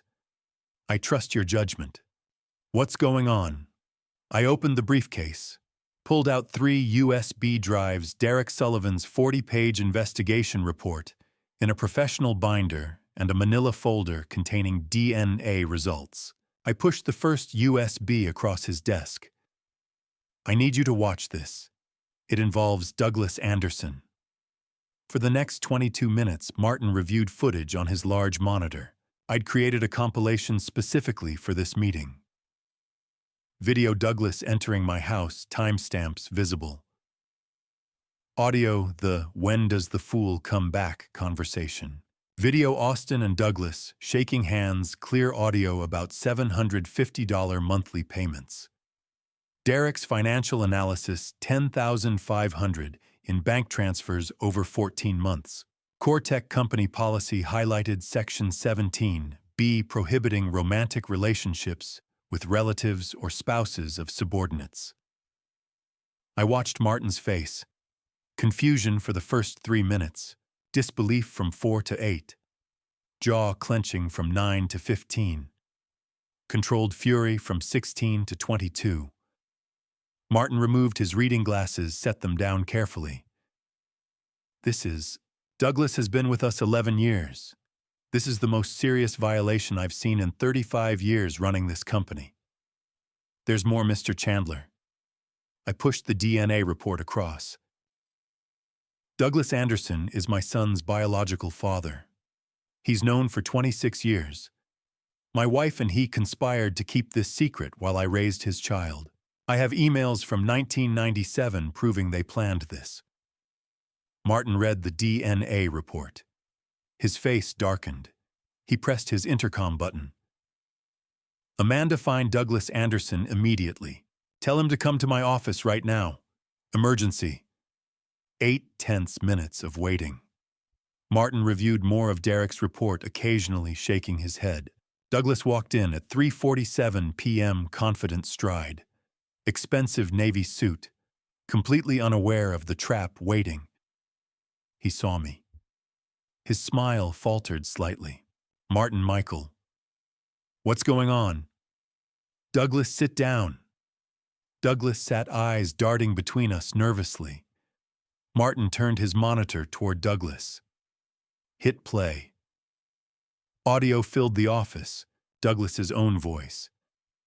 Michael's perfect, works hard, makes good money, too stupid to realize what's happening in his own house. Douglas went pale. That's taken out of context. Martin played the money exchange clip. Austin and Douglas shaking hands. Clear audio about monthly payments. Douglas stammered. I can explain. She seduced me. Catherine came on to me. I was weak. I spoke for the first time, voice ice cold. Don't. You paid my son $750 monthly for 14 months. You used your position to control my schedule. You created opportunities to sleep with my wife. And here's the best part. I pushed the DNA report in front of Douglas. 0% match. Austin isn't my son. He's yours. You've been sleeping with your own son's mother in my house on my dime for 26 years. I have emails from 1997 proving you knew he was yours from the beginning. Douglas's face turned the color of old paper. His hands shook. Michael the First. How did you? I didn't. Martin cut in, voice hard as granite. Is this true, Douglas? Is that your biological child? Douglas couldn't answer, just stared at the DNA report. You're fired, effective immediately. Termination for cause under Section 17B, engaging in relationships that compromise corporate integrity and involve subordinates' family members. You forfeit all accumulated bonuses, $485,000 total. Security will escort you from the building. You have 10 minutes to collect personal items under supervision. Martin, please. 11 years. I have a family. 3 kids. My reputation. You should have thought about that before systematically violating every ethical standard this company has and betraying one of our best engineers. Martin hit the intercom. Amanda, call security. 2 officers to my office immediately. While waiting, Martin turned to me. Michael, I'm profoundly sorry this happened under my watch. Effective today, you're promoted to regional director. Salary increases to $142,000 annually. You'll report directly to me. If you need time to handle personal matters, approved. I nodded, feeling numb. Thank you. Security arrived at 4:47 p.m. 2 officers escorted Douglas out. Douglas looked back at me once. His eyes held pure hatred. After Douglas left, Martin spoke. Michael, if there's anything else the company can do. I shook my head. You've done enough. Justice needed to happen here. I left Martin's office at 5:15 p.m. By 5:30, I'd sent one final email to nancy.r.anderson@gmail.com. Subject, your husband's 26-year secret attachments. Selected videos. DNA report, 1997 emails. Mrs. Anderson, I'm sorry you have to learn the truth this way. Your husband Douglas and my wife Catherine have been having an affair. But it's worse than that. 26 years ago, Catherine was pregnant with Douglas's child. They trapped me into raising that child as my own. I have proof attached. You deserve to know who you're married to. Michael Harrison. Send. By 6 p.m., I was in my truck heading home with attorney Carolyn Spencer and process server Ricardo Navarro. The hardest part was waiting at my house, Friday, March 1st, 2024. 6 p.m. I pulled up to my house with Carolyn Spencer and process server Ricardo Navarro. My hands were steady on the steering wheel. 3 of us walked to the front door. I used my own key. Probably the last time. Living room. Catherine and Austin on the couch watching TV. Casual Friday evening. Catherine saw us stood immediately. Michael, you're home early. Who are these people? Her eyes moved to Navarro's uniform. Fear crept across her face. Catherine Harrison Austin. Harrison, this is attorney Carolyn Spencer and Officer Navarro from Maricopa County Court. They have papers for you. Navarro handed Catherine an envelope. Mrs. Harrison, you are served with a petition for dissolution of marriage. Grounds adultery with documentary evidence. Catherine's hands shook. Michael, what is this? We can talk. I pulled out my phone, hit play. Catherine's own voice filled the room. At least he pays all the bills while we have our fun. Doug gives me things Michael never could. Color drained from her face. Austin stood. Dad, what the hell? Sit down, Austin. My tone made him sit. Navarro handed Austin a second envelope. Mr. Harrison, you are served with a declaration of disinheritance under Arizona Revised Statutes, Section 14-2804. Grounds: conspiracy to defraud financial gain through deception. Disinheritance, Dad. I'm sorry, I can pay it back. I cut him off. Don't call me Dad. Silence. You lost that right when you took $750 monthly to keep me blind. Catherine collapsed, sobbing. Michael, please. 26 years. We can go to counseling. Let's be accurate. 26 years since you trapped me with another man's child. I threw the DNA report on the coffee table. Gene test labs.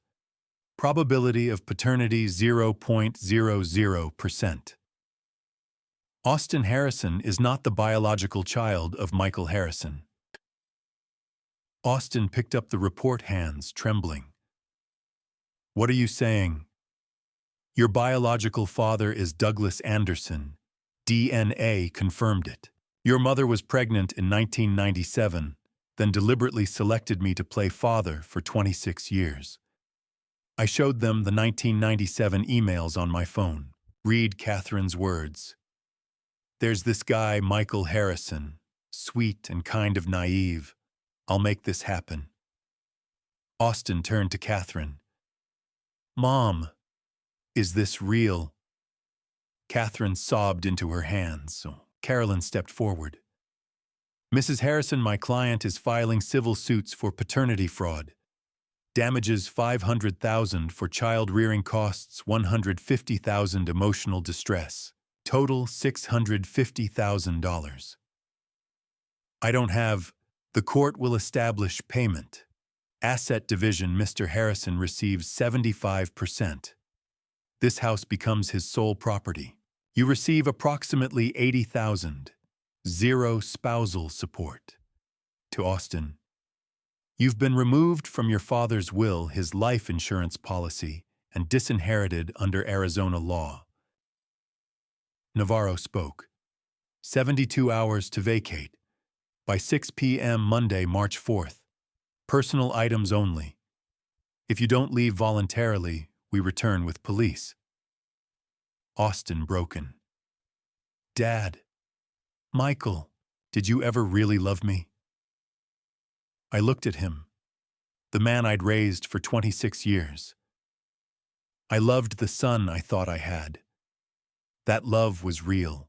But you, the man who sold me out for $750 monthly, I don't know who you are. I turned to leave. Stopped at the door. Douglas was fired at 4:47 this afternoon. Lost $485,000 in bonuses. His wife Nancy received full evidence she's filing for divorce. Your plan failed, Catherine. 26 years of lies collapsed in 1 week. You'll spend 17 years paying me back every penny. I walked out at 7:34 p.m. Carolyn and Navarro followed. Behind me, Catherine's sobs and Austin's silence. I didn't look back. Some doors once closed should stay closed. I got in my truck and drove away from the house I'd built, the family I'd loved, the life I'd thought was real. None of it had been real, but what came next would be. Tuesday, May 14th, 2024, 3:15 p.m. I sat in my corner office on the 8th floor of Cortec Construction, staring at the blueprints for the Valencia Commercial District sprawled across my desk. The numbers blurred together, load calculations, material costs, timeline projections. My mind was somewhere else entirely. Regional Director. Annual salary, $142,000. 3 engineers reporting directly to me. A city view that stretched across the Phoenix skyline, where the late afternoon sun painted the desert mountains in shades of amber and rust. 2.5 months had passed since everything exploded. I should have felt victorious. The divorce had been finalized on April 3rd, when Judge Martinez took exactly 43 minutes to review the evidence, the videos, the DNA report, Derek Sullivan's investigation, the 1997 emails before ruling in my favor. 43 minutes to dismantle 26 years of lies. Douglas had lost everything the day security escorted him from this building on March 1st. Fired with cause under Section 17B, he'd forfeited $485,000 in accrued bonuses. Nancy filed for divorce 2 days later, and by mid-April she'd walked away with their $1.2 million house in North Scottsdale, the $850,000 condo in Sedona, and 80% of their investment portfolio. Now Douglas lived in a rented apartment in Mesa for $1,400 a month and had been unemployed for 10 weeks. The construction industry had effectively blacklisted him. During his April deposition, he'd refused to acknowledge Austin as his son. Too late for that now, he'd told his lawyer. 26 years too late. Catherine had moved into a one-bedroom apartment in Tempe right after the eviction deadline, $1,350 a month. Within 2 weeks, she'd found work as an administrative assistant at Southwest Logistics, Inc., earning $1,650 a month before taxes. But the court-ordered restitution payments crushed her $2,500 monthly for 17 years. The math was brutal. Rent plus restitution equaled $3,850 in monthly obligations against $1,650 in income. She'd taken a part-time retail job at Target that brought in another $800, leaving her with roughly $100 monthly. Austin had become a ghost. He worked as a DoorDash driver, pulling in about $1,400 a month, and shared a 4-person rental in Tolleson for $475. The court had sentenced him to 200 hours of community service for conspiracy to defraud. He'd tried to contact me 47 times, calls, texts, emails I'd blocked without reading. Austin had lost both fathers now, the one who'd raised him and refused to call him son, and the one who'd sired him and refused to acknowledge his existence.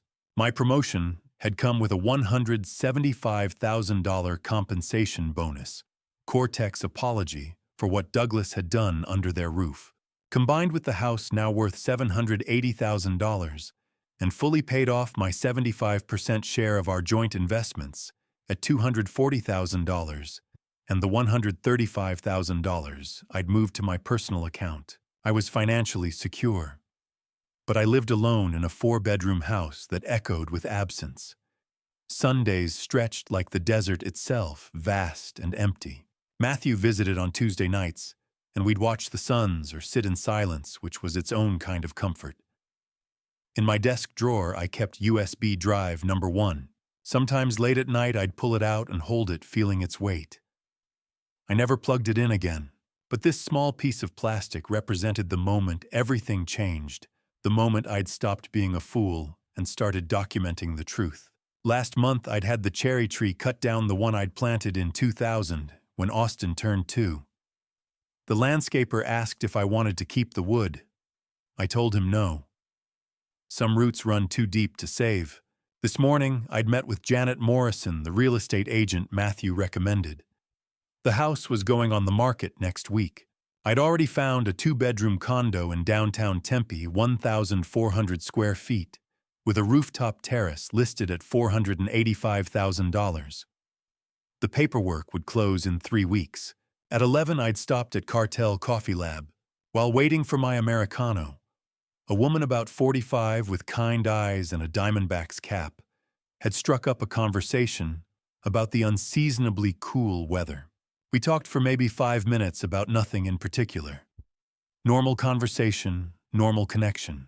When I walked back to my truck, I realized it was the first time in months I'd spoken to someone new without the weight of my story pressing down on every word. Now, watching the sun sink lower toward the Estrella Mountains, I thought about what justice actually cost. The price wasn't just what you took from those who wronged you. It was what you lost in the process. 26 years of marriage, a son I'd loved, friends who couldn't handle the wreckage, the ability to trust easily. But as the Phoenix sky deepened from gold to crimson, I realized something else. My worth wasn't determined by what Catherine and Douglas had done to me. It was determined by what I chose to do next, how I treated myself, how I rebuilt, whether I let their lies define the rest of my life. Tomorrow I'd meet Janet to finalize the listing. Tomorrow night, Matthew and I had Suns tickets. Next month, I'd move into the condo and start over in a space that held no ghosts, just the possibility of something honest and new. Justice had cost me everything I thought I had, but it had also given me back something I'd lost: my integrity, my self-respect, the knowledge that I wouldn't let anyone make a fool of me ever again.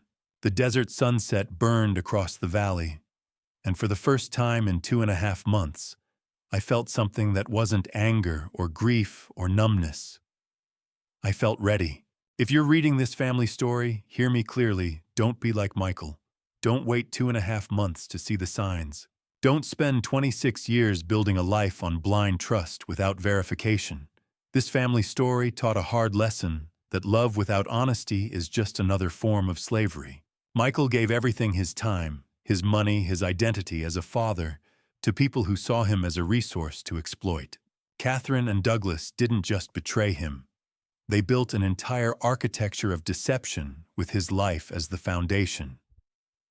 The dad revenge you've witnessed wasn't about cruelty. It was about accountability. Some call it excessive. Others call it proportional. When someone steals 26 years of your life, $599,000 of your earnings, and your identity as a father, justice can't be gentle. Dad revenge means ensuring consequences match crimes not out of hatred, but out of necessity. This dad revenge cost Michael everything he thought he had, but it gave him back something more valuable: his self-respect. Here's the lesson: verify everything. Trust, but document. Watch for patterns. When people show you who they are through their actions, believe them the first time. Frank Wilson tried to warn Michael on February 12th. He should have listened immediately. Guard your family story. Protect it fiercely. Because once it's poisoned with lies, the antidote is scorched earth, and nobody walks away unburned. God gives us intuition for a reason. Michael ignored his for too long.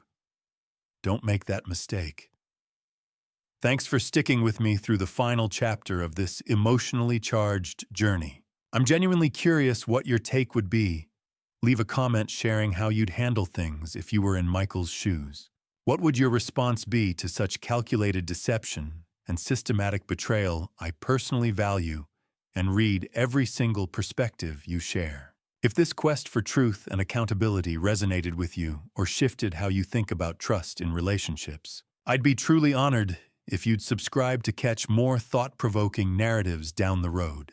Quick transparency note: while this story taps into real relationship dynamics and actual legal frameworks, certain dramatic moments have been amplified for storytelling impact. If this particular approach doesn't vibe with your preferences, feel free to explore other narratives on the channel that might connect better with you.